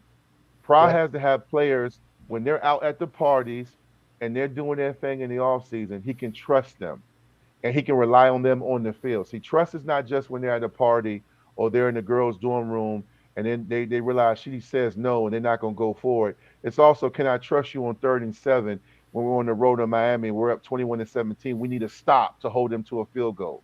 That's what he needs. Not guys that want to post on IG and throw up gang and talk about I'm in the building, throw it up for your boy because those guys don't show up when it's time to play. So he's got to get his guys that believe him. The same way Lauren Johnson, when he first got to Highland Springs, he had a lot of guys that left, and now he has a culture there where he has a standing room only. Those guys will run and jump off a cliff for him. That's what Absolutely. Pride's creating in Blacksburg. He's creating a culture, and attrition is part of the game. yeah, Some guys ain't cut out for it, bro. It's true. It's true. yeah. I Listen, mean, I think what he's talking about, he's like, everybody's got a clean slate, but nothing's promised. Yeah. It's been some guys that's been lied to and promised. That's the problem. You know what everybody. I'm Oh yeah, everybody's promised everything. saying? We got more questions for Dwight, but we got to pay some bills. So we're going to go take a quick pause for a message from our digital partners, and then back with Dwight Vick with more questions about a little bit of everything. All right. As we take a quick break, we'd like to tell you about getting your free website report from our digital partner, Grassroots Digital Marketing Studio. They'll tell you how your website ranks on Google, on-site SEO, and social media. No commitment to buy anything. You can get your free report by visiting grassrootsdigitalstudio.com/free-website-report. Now back to the episode. All right, we are back, and I'm going to ask another question here. All right. Dwight, did you see the picture of the coach clinic that they did here in Richmond Yes. on Twitter? Man, they did one down in the 7-5 the next day. You saw pictures of it there. But, you know, we know this is relationship building, right? But and they're trying to go for long-term success. But do you think of, we talked about the blitz, we talk about these clinics, we hear Pride today talk about, our lifelines. If you're a Virginia Tech fans, we're here to do things for you. If you're alumni, we're here to do things for you. The coaches in Virginia, we're here to do things for you.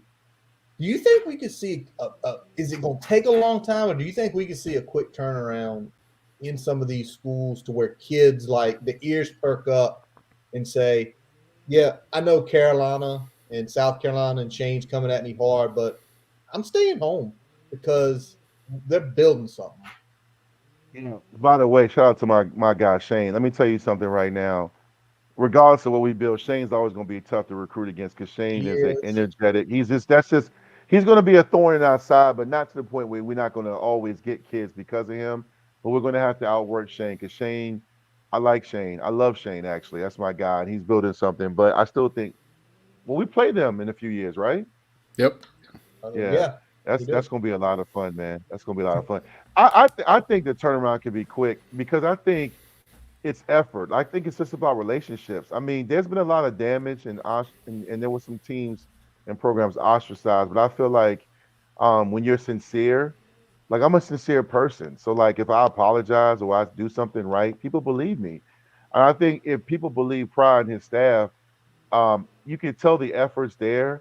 Like, even like early on, that Oscar Smith coaches felt some kind of way, and there was a little bit of a Twitter beef, and then it all got squared away, and you realize you didn't hear about it anymore because it got taken care of. And you're going to see a lot of Oscar Smith players coming to Tech. I don't think, I saw some tweets, after the Maryland game, and I respect my followers and the people I follow. This is going to be a long turnaround, and no, it's not. What's funny? And I'm not trying to say we're in the same situation because every program has its own journey, but it didn't take Dabo that long. Once he started, people say, okay, this guy really means it. I mean, I know he could be, people thought he was kind of corny and stuff, but at the end of the day, he came in and, he did what he did. I think when it comes down to it, when you're sincere and you're building something, and coaches in the high school level see it and believe it because they're coaches too, and some of them can even be coaching on the collegiate level. They'll believe it and they'll let their players believe it. So I don't think it's going to be a long. I don't foresee it being like 7 years, 6 years. I think the whole thing with winning, that's a different story because Virginia Tech's got to get depth. They got to get some depth on the D line. I mean, we always like one injury, and all of a sudden we got guys that are serving Cold Stone ice cream playing defensive tackle. And it's like, why do we not have enough defensive tackles? Like, this is college football. Why are we always the only program that has to move a guy from safety to DN? What happened to our depth? You know what I'm saying? It's just crazy, man. Like, I don't understand it. But how do we not have 6 reliable D tackles? Like, it just makes me just cringe. It's crazy. Like, we always like, yeah, we're going to be hurt if that's serious. I'm like, what? We went from a starter to now we got to bring a walk-in from Lake Braddock. I don't understand. Like, why are we in that situation, bro? But I think that's the combination of attrition, not recruiting with a real strategy in mind, and understanding how to get people to build on. Yeah, the recruiting plan. Oh man, the roster management, especially after. I'd say after the 2017-2018 class, like, it got bad real quick. Mm-hmm. and it wasn't great to start off, but it got real bad. Just stacking so many players at one position in one class, like you know, if you take 5 wide receivers in one class, you know 2 or 3 of them are going to transfer before they even get to touch the field. Why are you taking so Like, many receivers, bro? and running backs became a thing too. We had what 11 scholarship running backs at one Scholarship point. at one point. I was glad that Let me tell you, man. I'm gonna tell. I stand. I could have played receiver at Tech if I was a receiver, but I will say it even then. I'll say it now. Virginia Tech will begin winning when they get the defense and offensive line the way it's supposed to be. I 100%. promise you, it's not about being an SEC. You look at Georgia, you look at Clemson, you look at even the programs like Pittsburgh that won the ACC. You look at the teams that win consistently, even if they win 8 or 9 games, they have an identity and they have players on the LOS, which is the line of scrimmage. Your Yes. offensive and defensive line. You look at the Rams. You look at teams that win, even in high school. Phoebus that won Division 4. You look at Oscar Smith. They ran through a battlefield because they have guys my size in high school. They control the line of scrimmage. Yep. All this sexiness. Oh, he can catch. He's got his shirt rolled up. He's got abs. Listen, that's cute for IG. We need some Wreck-It Ralphs. Some real big Please, uglies. yeah, you got to have some guys that can push the power. That's why I was a big fan of that kid that went to Minnesota. Um, and the kid Brock Hoffman, I like him. I like guys like that play like Jake Grove. Drake Grove would dump his own mom if she was in front of him at that 3 technique. He would. I You think know, now, It's true. It's true. And when you think about it, I mean, if you can run the ball and protect your quarterback and stop the run and sack the quarterback, you're going to win a shit ton of games. you are. yep, That's just Yep. what it is. yep. And I think you said it earlier. I think that's why you're excited about Rudolph. He gives you that vibe of JB Grimes, but then you look at his Wisconsin teams, all Americans getting drafted, nasty. Nasty. They're not pretty blocking. They are trying to maul someone. Yes. And knowing JC's mentality on the defensive line and how he recruits, I mean, can we have Death Row 2022? Can Death Row make a? Can we do that? Let me tell you something. Now that JC Price is reunited with Pry, that's a nugget you just dropped right there, Kurt. Watch That's what happens. crazy. Watch what, see, again, D line and O line. Look at all the successful teams in the Big Ten and the ACC and the SEC, even in the MEAC, even in the small conferences. You got to have the O line, D line depth. And again, like Brian just said, at the end of the day, man, you got to be able to protect your quarterback and you got to be able to get a 3rd and 1 on the goal line. You got to be able to move. Like a lot of times we were just too cute. We didn't have any physical. Like you had it at moments. Like we had Wyatt. Wyatt Teller is one of my all-time favorites. Wyatt Teller was nasty. Wyatt Teller, you see what he's doing in the NFL, He making right? highlight films as a guard in the NFL because he destroys people and it's awesome. Wyatt Teller, I met him in high school. I'm gonna post a picture if I don't forget. He was at one of my football camps, and he was a UVA lean, and he asked me about Tech because he was spiritual, or he is spiritual, and he really liked Mike London. He said, I like the fact he's a man of faith, and I said, no, Mike London's a great guy, and he asked me about Beamer. I said, Beamer is very spiritual. He's a man of faith too, and he was like, really? I said, he's just not going to try to sell you about it because you have your own walk. And about a month later, he committed to Tech, and I told people then I was like, we just got ourselves a steal because he was projected as a D lineman, but he put on Yeah. so much weight and he got so strong. Man, he was a monster at O line. I'm not surprised how well he's doing in the NFL, man. And he's one of my favorite people. He also won number 57. Yes, he So did. Wyatt Teller. But you got to have guys like that. And guess what, guys? He's from Bilton, which is up here in Northern Virginia. He went to Liberty High School. Again, I mean, it's not that hard. And again, that's not a school that every year puts out a lot of talent, but you don't need 7 guys. You just need that one guy that fits your program that's also an in-state guy. So when they have another Wyatt Teller, they want to be part of that legacy. You know what I'm saying? Legacy, believe it or not, is still important to guys in today's generation. They see what's going on. Legacy is very important. They want to be. That's one reason why Ohio State is always good because there's a legacy and a culture there you want to be a part of. Believe it or not, right now, Mike Young, and you got to give Buzz Williams some credit too. There's a Yep. legacy and there's the expectation with the Virginia Tech basketball program now, where we expect them to go to the tournament. And now that they got that guy from DeMatha, it's gonna be watch, watch, watch. That recruiting class, because we're on the verge of stealing one more kid in the like top 150, and you're talking about Rice from DeMatha. I mean, it's built. Can I say something real quick? Dwight said I Yeah. dropped a nugget. For you young Hokie fans out there, when I say death row, 95, J.C. Price, Cornell Brown, Hank Coleman, that was the defensive line that ate people. So when I say let's bring Yeah. death row to 2022, that's what I think we're going to see. You're going to see a lot of dogs on that line. Yes.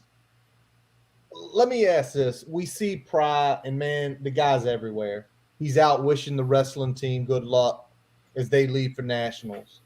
He's out with the women's basketball programs. He's going to the games. He's at restaurants in Blacksburg. He's making it known. How do you like the way in that it's not only the team, but himself and his staff are just promoting not only the school, but just the community? I mean, you see him going to some place like, you talk about Cheetah. He goes up at what, into PKs? Was it PKs or Sharkies? Sharkies one night. Sharkies, yeah. Sharky. He says, "This is how I like my wings," and they make it for him. How's that? I mean, how does that come off? Like to you guys who Because I just think it's just how it's supposed to be, man. I think if you're gonna be somewhere like Virginia Tech's my second home. I'm a 757 guy. Like I come from a very urban environment. Like, I went to games where there were metal detectors. I grew up with people that sold drugs. I knew guys named Day Day and Fruit Loop and guys named Headache. I mean, I went, but I love Southwest Virginia because of Virginia Tech. Um, Also, to add to that, at the end of the day, I think it goes back to my statement about 20 minutes ago about branding. I think when you really care about your community and your culture, it matters to you. So your coaches stay late. They stay an hour, 2 hours late. They stay up and make sure a mother knows her son is taken care of. It matters to them. It's just not like I wasn't living in tech the last 6 years, but how many commercials did Fuente have? How many restaurants did he have? How many bar and grills did he have? How many contracts did he have with dealerships? How many guys said, "Oh yeah, I talked to Coach Fuente. I was up at Lowe's and we had a great conversation about this upcoming season." How many people felt like they knew Brad Cornelison? How many people really felt like they knew Bo Davidson? Like those guys were there to coach and go home. There was no connected. There was no social connectedness. Yeah.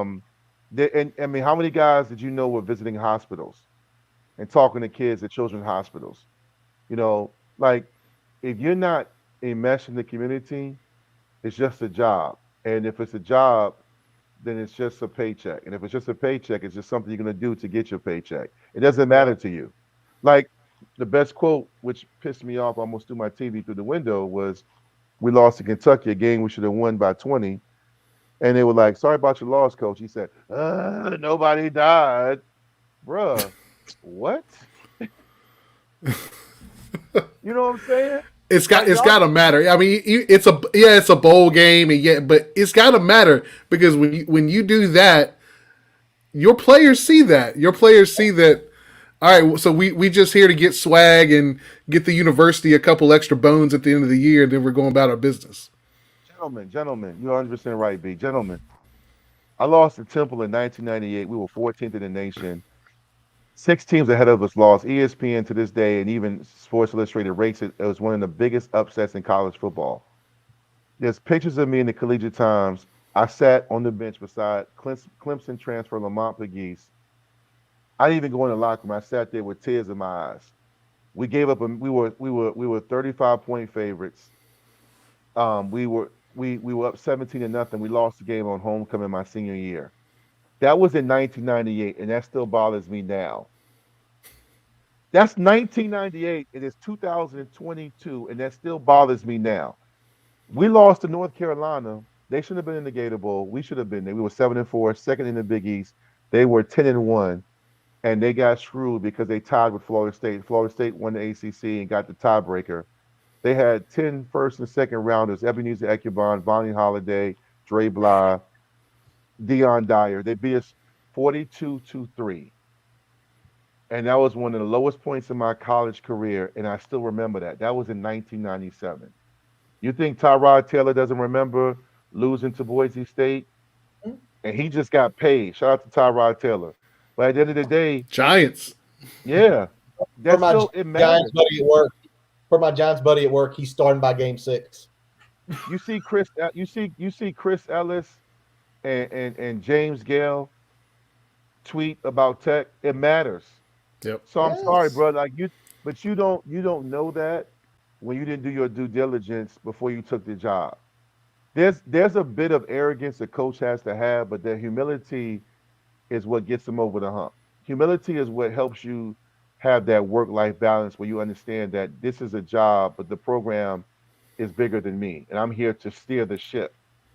That's what you have to win games. And I think when you're going to talk to the wrestling team and you're going to the women's basketball, shout out to Kenny Brooks, man, and the women's basketball team, man. God, he is Big doing a time. great job. Kenny Brooks, man, doing a great job. But when you go and show love, those same people are going to cheer for you. And it creates a culture and a family atmosphere. It was there when Beamer was there and Bonnie was the female basketball coach when the women's basketball team was really, really good. They're good now, but I mean, she Yeah. was there. And, I think she took a job in Purdue or whatever. But the point I'm getting at is when the coaches are together and they all are buying in, and the wrestling team is like, damn, this guy just came to wish us luck, and the football team's behind us. It just creates a culture, and then you start to see all the programs win, and that's you see that in high school, right? Yep. When basketball team is good, then the track team is good, then the football team is good, and some of those guys play on the other teams. It's like, man, such and such high school is always good because there's a culture there, right? The expectation, the foundation has been established and laid down. So I love what he's about, man. I mean, I'm going to be on a radio show tomorrow morning. I'm on after him on Big Talk and Big Dog Sports Radio. I'm on at 8:35. Pry is on there before me, so um, I'll get. I mean, I won't be on there with him, but I'll be listening to him before I jump on. Right. Shout out Big Dog Talk Radio. What Radford, right? Yep, Down in yep. Big Radford. Dog Yeah. Sports Radio. Yeah, Here's some more from Dwight tomorrow at 8:35 in the morning. Yep. yeah. All right. Go ahead, Brian.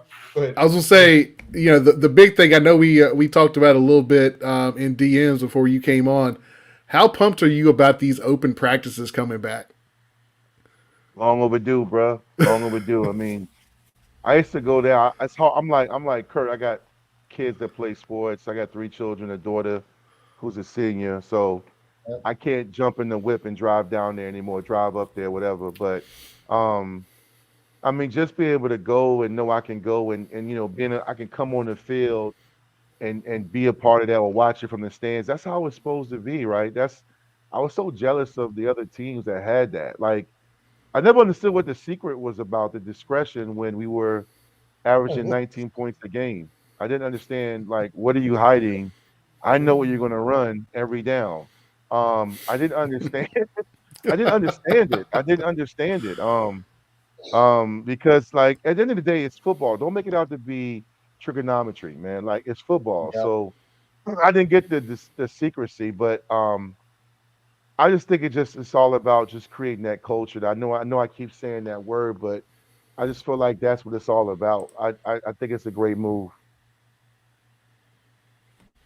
And I think also too for those kids who freshmen, juniors, sophomores who last year was that first experience at Lane Stadium. It's like you want to encourage them. Like it's going to be like at 1 o'clock on a Saturday. It's going to be Saturday. Looks to be like 75. Go out there. Go to lot one. You don't get lot one until you get really rich. Go to lot one Hmm. with your tailgates. Have a blast. Go in the stadium. And then you talk about with the kids on the field, it's the energy, right? You see people showing up, want to watch you play and cheering you on. It's that positive vibe that just comes through. Like, this is what I came here for. I Yeah, came yeah. here to place rock. I came here Yep. to be supported. And not only these kids, but these adults are coming out on a Saturday afternoon to just sit and watch me practice and give their support and show their love for me.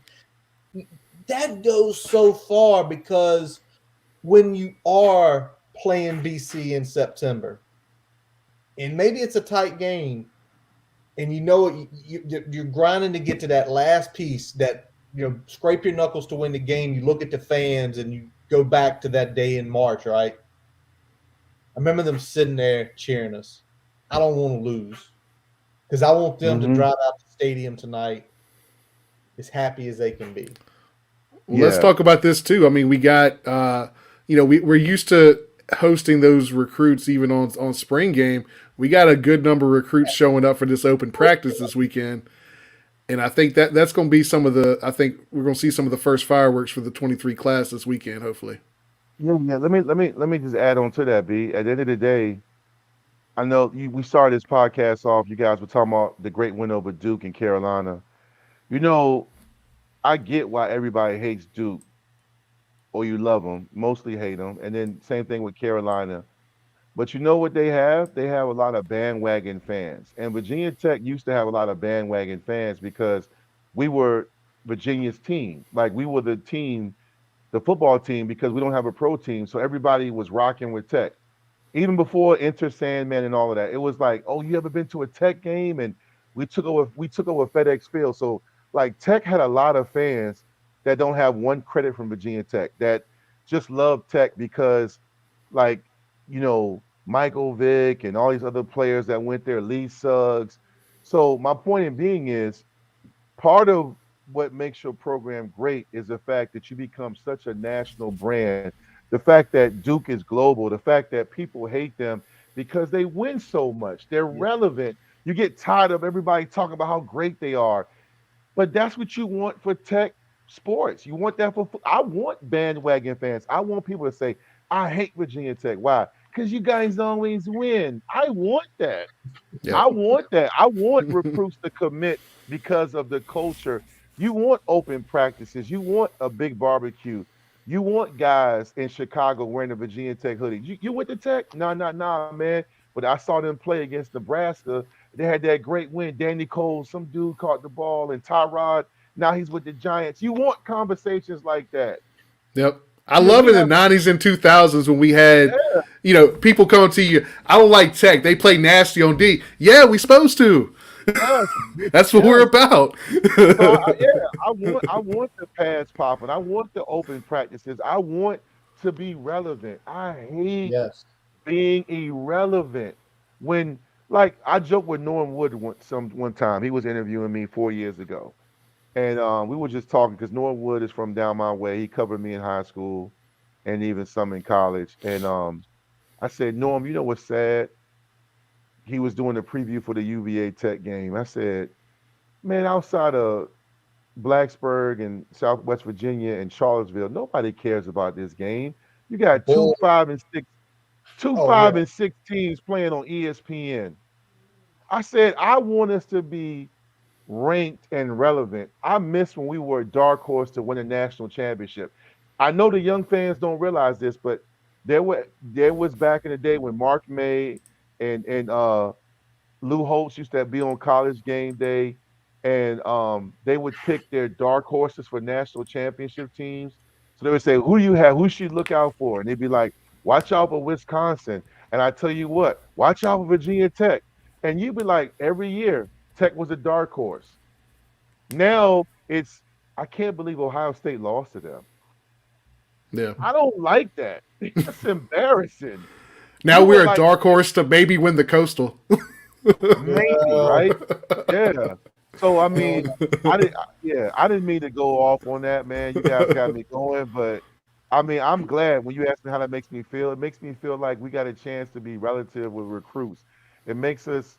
It makes me feel like we can get some. The fact that Pry is personable and has a personality, the fact that he cares and he's not afraid to get emotional, and he's he on the call we had with the alumni, he was talking about the Richmond coaching clinic, how UVA Yeah. coaches were there and they just showed up, and how Tech coaches came and they had the balloons and they had the table and they had the Commonwealth Cup there and all that, and people took notice like, wow, these guys really came. Where the UVA coaches came, they just had their clipboards and planners, right? They Yep. weren't there. Tech is they gets it. It's the little things like that, right? And so it's like if I came to your house and I know you're married and your wife has a certain wine, I go and stop by the grocery store and make sure I get that wine for her. You know what I'm saying? It's the respect. It's the respecting the coaches and your product. 100%. It's again, it's like they have a strategy. It isn't just No show doubt. up and do it. It isn't just show up to Phoebius when they've got a high 4 star, or Hmm. you know, or let's go on the 7-5. It's a big year for them. Or let's stay in Richmond. It's like, no, our marketing strategy is this is our state. And then obviously you've heard it, and I'm sure you've heard it on the Zoom calls with your brethren there, the 6 hour radius. If you can drive to Tech, we want you. And we start talking about that 6 hour radius. Georgia's in there, South Carolina, Tennessee, Ohio, Pennsylvania, the DMV. I mean, that's and I always say, and I know you can back me up. A lot of people always think those early teams, it was nothing but Virginia kids, number of Virginia kids. That's what we got to always do. What George Del Rico, Pearson from South Carolina, those teams, it was a lot of Virginia kids. You were one of them. J.C. Price from Maryland. Yep. It was that footprint that 93 we got good, and kids started coming from Maryland and Pennsylvania. Kevin Jones. It's like if we can get some talent get the talent in Virginia, find the dogs, get the super talented high guys. But then you start going down and take a couple from Carolina, Hmm. out of Georgia. The next thing you know, the footprint's back, and it's where it was, where these And it's balanced the way it needs to, where yeah, you still got your foundation in Virginia, yes, but you're hitting the talent that works for what you do and matches your culture from some of those other areas in that footprint. Yeah, what you're describing is what I said, a while back in this episode of Beamer left you the blueprint. All you had to do was build on it. Because Maryland, DC, and people like that, they there's a blueprint where they want to be a part of, because Virginia Tech is a great school to go to, because they're not going to go to Maryland, and many times they're not going to go to UVA unless they really want to go to UVA. I'm not taking shots at UVA on your show. I'm just saying at the end of the day, like Virginia Tech, if they could just win and recruit the way they're doing, you're going to get the right kids. And on top of it, um, I'm always been a Virginia guy, but I've said numerous times on Twitter, get back to getting to Florida guys. Get yep. back to getting those guys, the Lauren Johnsons, the Philip Summers, the Anthony Midgets, the Brandon Flowers, the what's the cornerback that was so smooth? He had 9 interceptions one year. He went to the Oh, Giants. J. Ron Housley. J. Ron Hosley, yeah, Yeah, Hosley. Getting those guys. You got to get the Daddy Nicholases and the Florida guys, man. You just gotta get them, man. yeah. Those guys Yeah, was so. Florida was great to Virginia Tech, and then we just kind of stopped. And I'm like, man, and South Carolina has a rich history, and they've done great. They've done great job with doing well at Virginia Tech, as you mentioned. And again, Maryland always has ballers. It's a basketball state at the same time, but a lot of football talent is in Maryland. A lot of football talent. Absolutely. All right, couple more questions, because as usual, Dwight, just like last year when you jump on with us, it's not an hour episode. It's not 75 minutes. We go two. We go I'm two. sorry about that. I'm No, sorry about that. nah, we love it. we love it, dude. We love it because we know you're going to give us everything. We can talk back and forth. We can shoot the breeze. So, but I got a couple more questions here. All right, year one, what's your measuring stick? What do you think? Field, not only on the field, wins and losses, but on the recruiting trail. What are you looking for? recruiting, I'm definitely confident in. I'm recruiting. I'm very happy about. I feel like that's going to really take off. I feel like recruiting Okay. is going to be. I think you guys gonna be like, wow, we actually got him. Not maybe y'all two, because y'all are pretty well in tune, but some of the cynics and naysayers. Um, but the on the field, I feel like we're going to have a solid season. I feel like Okay. a solid season, meaning, it could be good, but we can actually get some momentum and take off. There is not a team in the Coastal I would fear. I respect everybody. I never, you really won't ever see me or hear me taking shots at UVA because we always beat them. Um, but I feel like UVA Bronco was a major loss. The timing wasn't great. I like Elliott for them. Um, I know they bring back Armstrong, who is a phenomenal talent. I like him a lot. I just feel like they lost a lot of weapons, and I feel like when you go through a change like that wasn't smooth, it was kind of controversial. I think they're going to be in the mix. They have a favorable schedule, but at the Yeah. same time, I like us against UVA. I think Carolina's going to take a step back. I think they're not criticized enough because they have a lot of talent and they've underachieved. I don't care about what they lost. Shout out to my guy, Daz Newsome. That's family right there for me. But Daz and the other guys and the running backs they lost, that was a huge loss for them. But they still had a lot of players. And I feel like they get a pass because it's Carolina, but they should have been better. And I think the quarterback they lost, Sam, Yep. I don't know if you replace him overnight. That guy was good. He was really good. With quarterback play, if you have a great running game around you and experienced receivers, you can overcome that. I'm not sure Carolina's tough enough. I'm not sure Carolina's tough enough. No. I feel like they look good. I feel like they're pretty, they're sexy, but I think when the game gets grimy and gutty, I don't trust them. Pittsburgh is tough enough, and we got to Yeah. go up there. So I don't trust us there yet. Maybe one day, it reminds me of how I was and how we've been when we go to Syracuse. But I mean, I don't have the schedule in front of me, but I feel like the out of conference games are winnable. I feel like we can get between 7 and 8 wins. All Um, right. Yep. but I will say this: I think the ceiling. You guys gamble over and under. I think we can go over. I just got to make sure our quarterback play. That's the key. I think running game and the old line is going to be good enough to win. We got to get a quarterback. I like what's his name, Brummeister. He was tough, right? He was tough. Who He knows? played hard. He was out there getting hit like Raggedy Ann and Andy. I mean, he was out there just slung around. I mean, Yeah. I had a lot of respect for that kid, man. I thought he played his tail off against UVA. I felt like he competed. I used to look at him, but I felt like he was put in some very difficult situations. I have a lot of respect for him. I hope he hears this or somebody tells him. I just appreciate what he did for Virginia Tech because I feel like he was put in some really difficult situations Yes. schematically, and I felt like at times they didn't utilize him the way he should have been utilized. He's not a dope passer, this, that, whatever, but he played for that university and he played hard in the 2 years he was at Tech.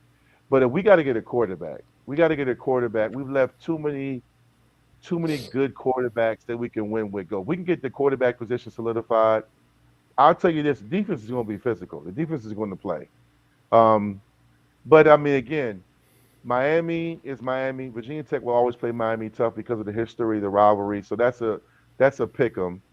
But the rest of the coastal, I mean, you're in a good position because it's anybody's division to win.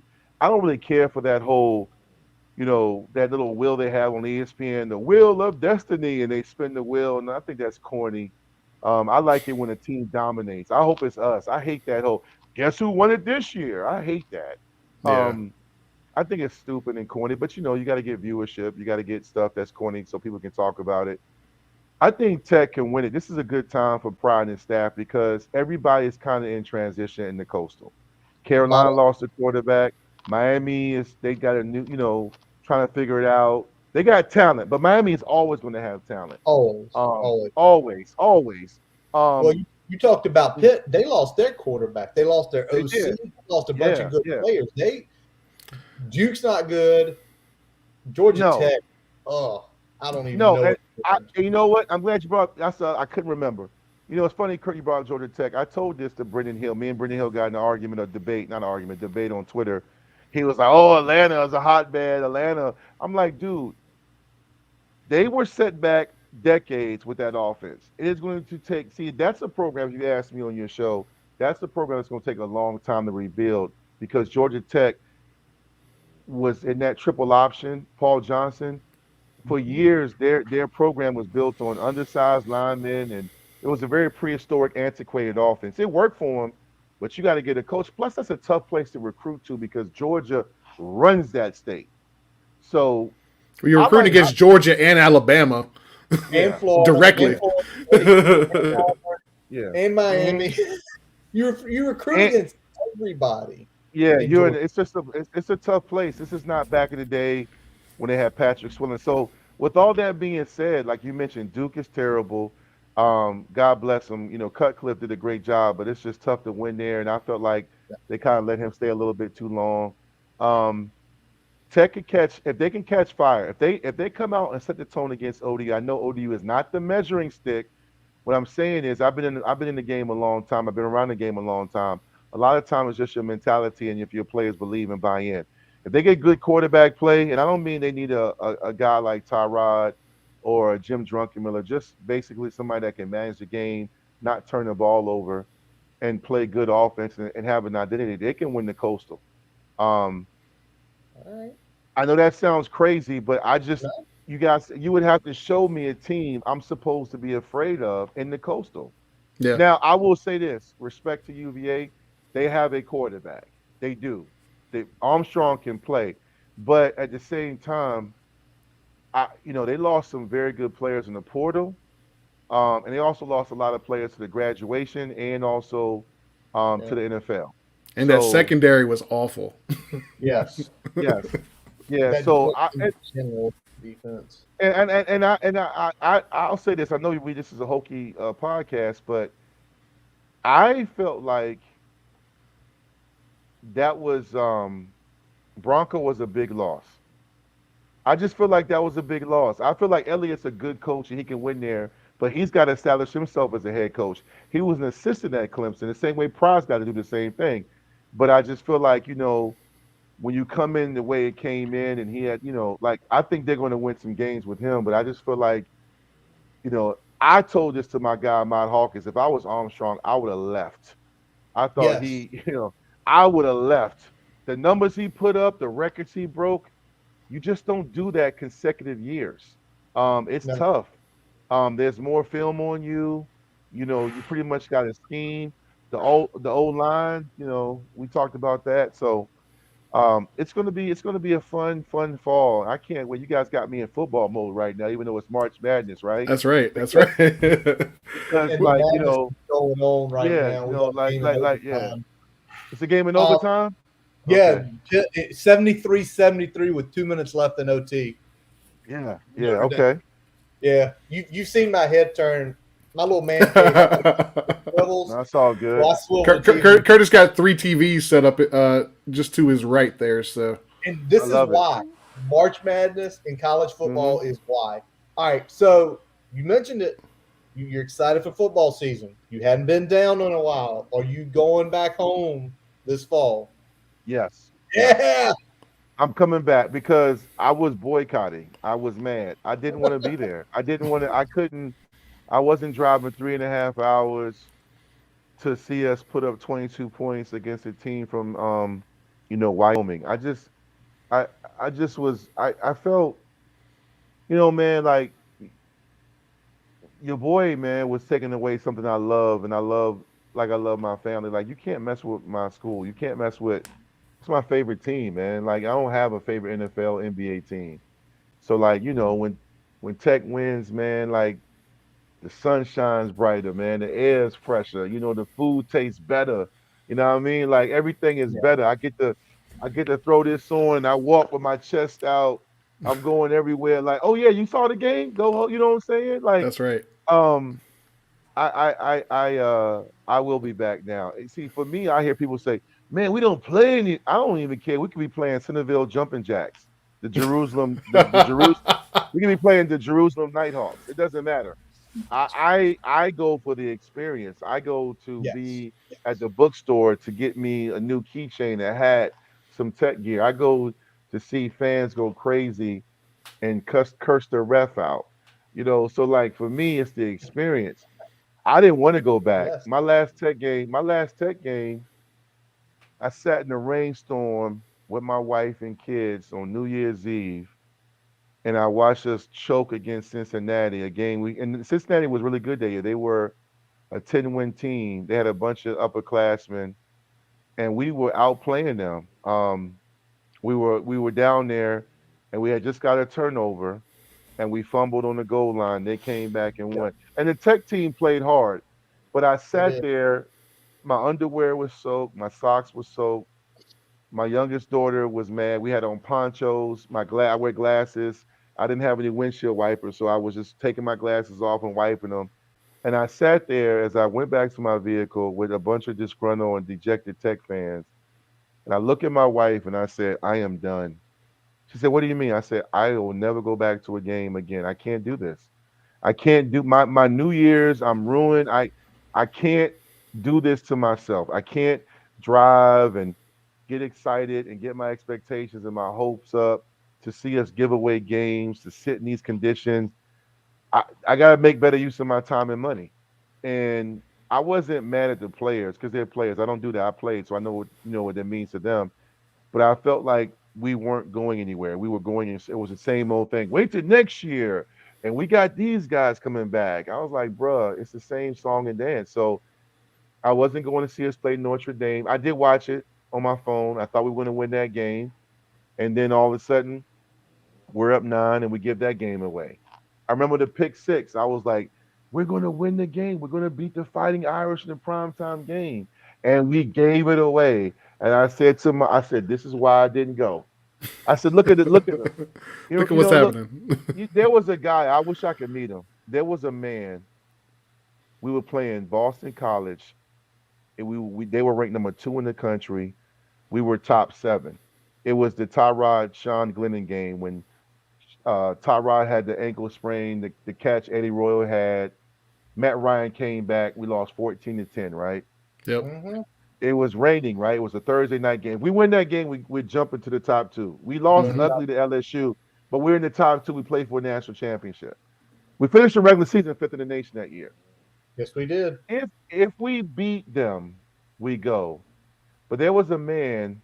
I'm on the phone talking to one of my best friends, Tyrone Tynes, who went to Virginia Tech, and we're venting, and I'm just going off, and we're talking about what we didn't do wrong, how we were up 10-0, and we did that quick kick, and how Josh Morgan fumbled the onside kick, and we're just replaying the game. And I remember he was at the game. He was talking to me in the parking lot in his car. And I remember as I'm talking to him, I look, and ESPN, I record the games on my DVR. ESPN shows a Tech fan, and he's sitting there. It's a guy, and he has his hoodie on. And he's just sitting like this, and he's the only guy in the stadium. And I paused it, and I said, "That is what being a Tech fan is like. We are so close. I am so tired of being." He was so dejected. That's what I felt after the Notre Dame game, after the Pitt game when Kevin Jones went for 500 yards rushing and we lost because Larry Fitzgerald scored in the second half and D'Angelo Hall was benched in the first half. That's what it felt like when we had a game 1 against Boise State and we settled for a field goal and they come down and march down.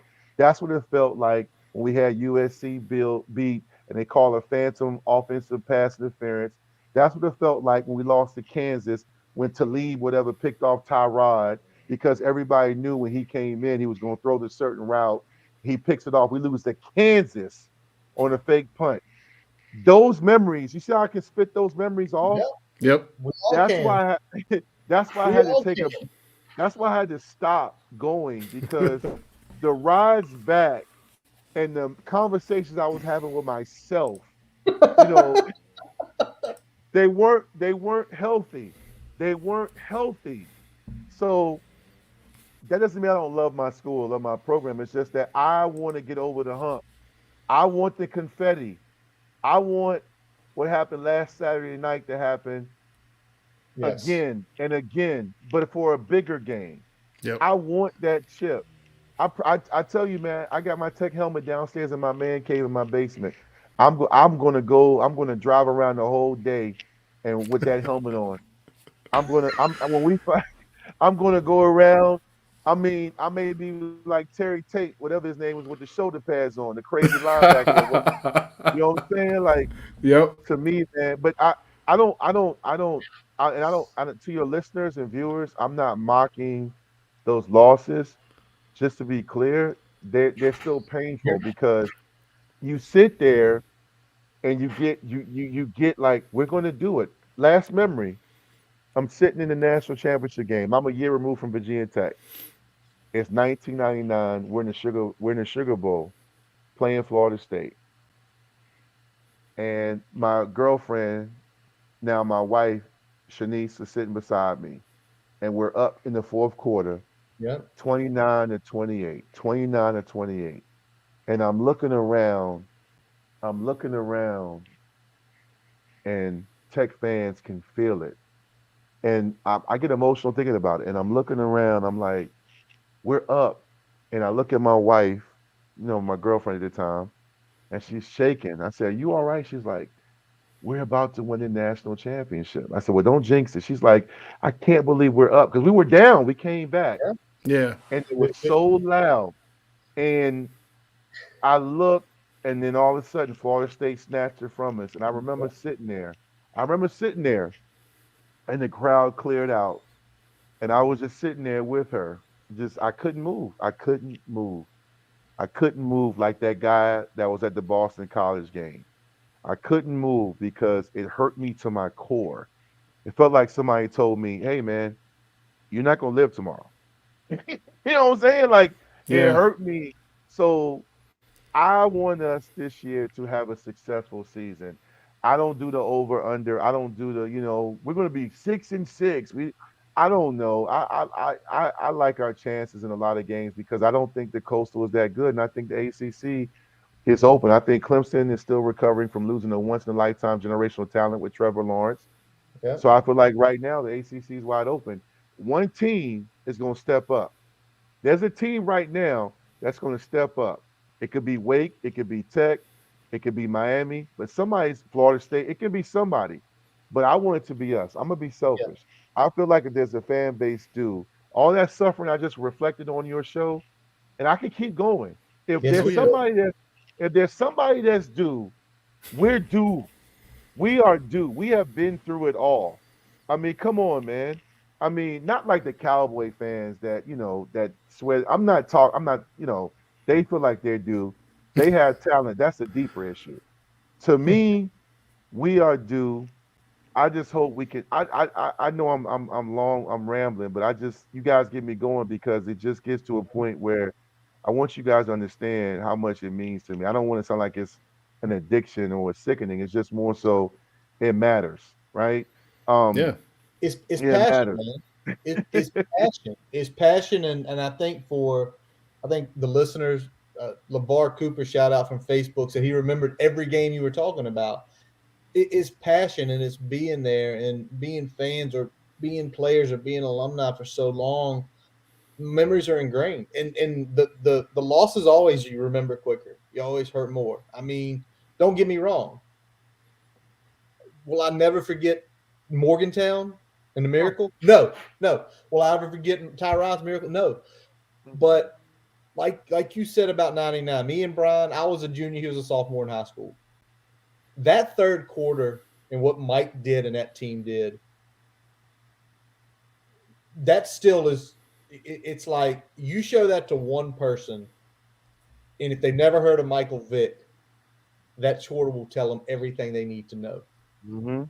And then in the years go by, and we've been there for heartbreak, and like we should have won that game. And you're right, we are due, and we're gonna stay in touch because hopefully Brian can get you a spring game, Yep. but we will stay in touch. So when we know you're going down for the game, I will try everything in my power to make sure I can get down. I'll call my mom and be like, "Mom, I need you to come up for the weekend. I want to see that game." And I ain't Yeah, one of man. all 3 kids, and I don't want to be in the doghouse for a week. Yeah.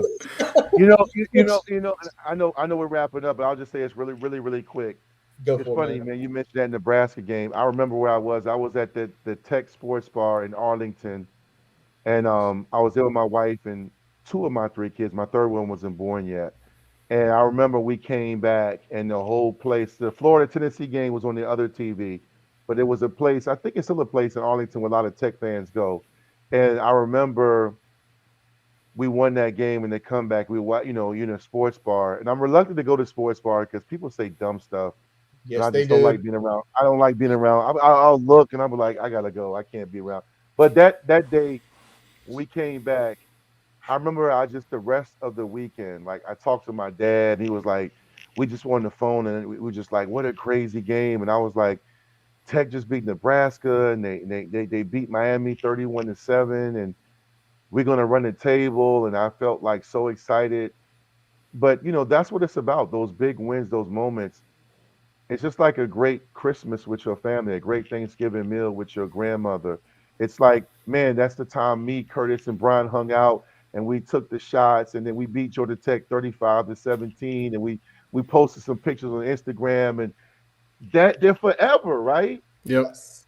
You know what I'm Yes. saying? So I want more of those, like Saturday night, man. Like me and my That's wife were it. just up. We were tweeting and then retweeting and texting and Facebook was jumping and we were like, yo, this is the best. It's food for And the soul. It, it it, it is, feeds the man. soul. I wish everyone can experience it, man. That's what makes us. I think we got the best fan base in the country, and I feel like Pride knows that. And when we start winning, man, it's gonna be on. Especially with the Twitter, we take over Twitter, so we might shut the internet down, brother. That's right. I love how after basketball victories we get in the final score of the opponent and just get in the mentions and just tear it up. Yeah, yeah. Lovely, man. Yeah, It's lovely, awesome. lovely, lovely. Yeah, The White, as usual, man. It's nothing but a blast when you're with us. We go down memory lane. We talk about the past, the present, the future, your memories, your insight, your intelligence. Thank you for joining us again. And oh, yeah, we're thank you. gonna have you back. I Yeah, mean, I feel like now it's official that the week of March Madness, it's Vic Madness on the Boundary Corner podcast. Like, buckle up. It ain't gonna be. We're gonna be here for a 2 hour and 20-minute ride of tech, everything with a lot of passion, a lot of soul, a lot of funny stories, a lot of smiles, a lot of shaking of our heads. But we're in a new era now with someone who has Hokie and Maroon in his blood, and yeah. with Pearson Prelude and JC and Adibi and Gavea Winslow, a lot of Hokies blood in this staff, and I can't wait. Brian, Dwight, anything else before we wrap up, guys? No, I'm I'm good. good. Just want to say thank you here for Dwight for jumping on. It's always a pleasure. Always looking forward to having you on. Always look forward to seeing what you got to say on the timeline. Always looking forward to the tweets and the insight that you bring to the game. So, as usual, ambassador of Hokie Nation right here, Dwight Vick. I just That's want to him. thank you both, man. I just want to thank you both. I'm big fans of you both, man. I never take an interview, an opportunity to share my truth and insights for granted. God bless you both, man. Keep up the great work. I check for your stuff. I always listen, especially during the season. You guys give great insight. You're ahead of the game. There's enough people out here that appreciate everything we're all doing, man. We're in this together, man. Again, whatever I can do to support you guys, I'll keep you both in prayer. Shout out to your families, your fans, your supporters, man. Thank you again, man. All right. I appreciate y'all, man. Same to you and your family and everything, Dwight. We really appreciate it. And that's going to wrap up this episode of the Boundary Corner podcast with Dwight Vick. I'm Curtis Wilson. I'm Brian Siegler. Visit our website, boundarycornerbt.com, to listen to all of our episodes. While you are there, follow us on Twitter, Facebook, Instagram. Subscribe to our YouTube account where you can take a look at that episode where Brian breaks down the offense, our buddy breaks down the defense, what we could potentially see at Tech next fall. And your favorite podcast source, Spotify, Amazon, Apple. We're on all of them. Also, our buddy Jason Long, the music you hear in and out, that's him. Check him out on Spotify and Apple Music. Check him out on his YouTube cover channel where it's no telling what he's going to cover next. We thank you for listening. And as always, let's go! Hokies!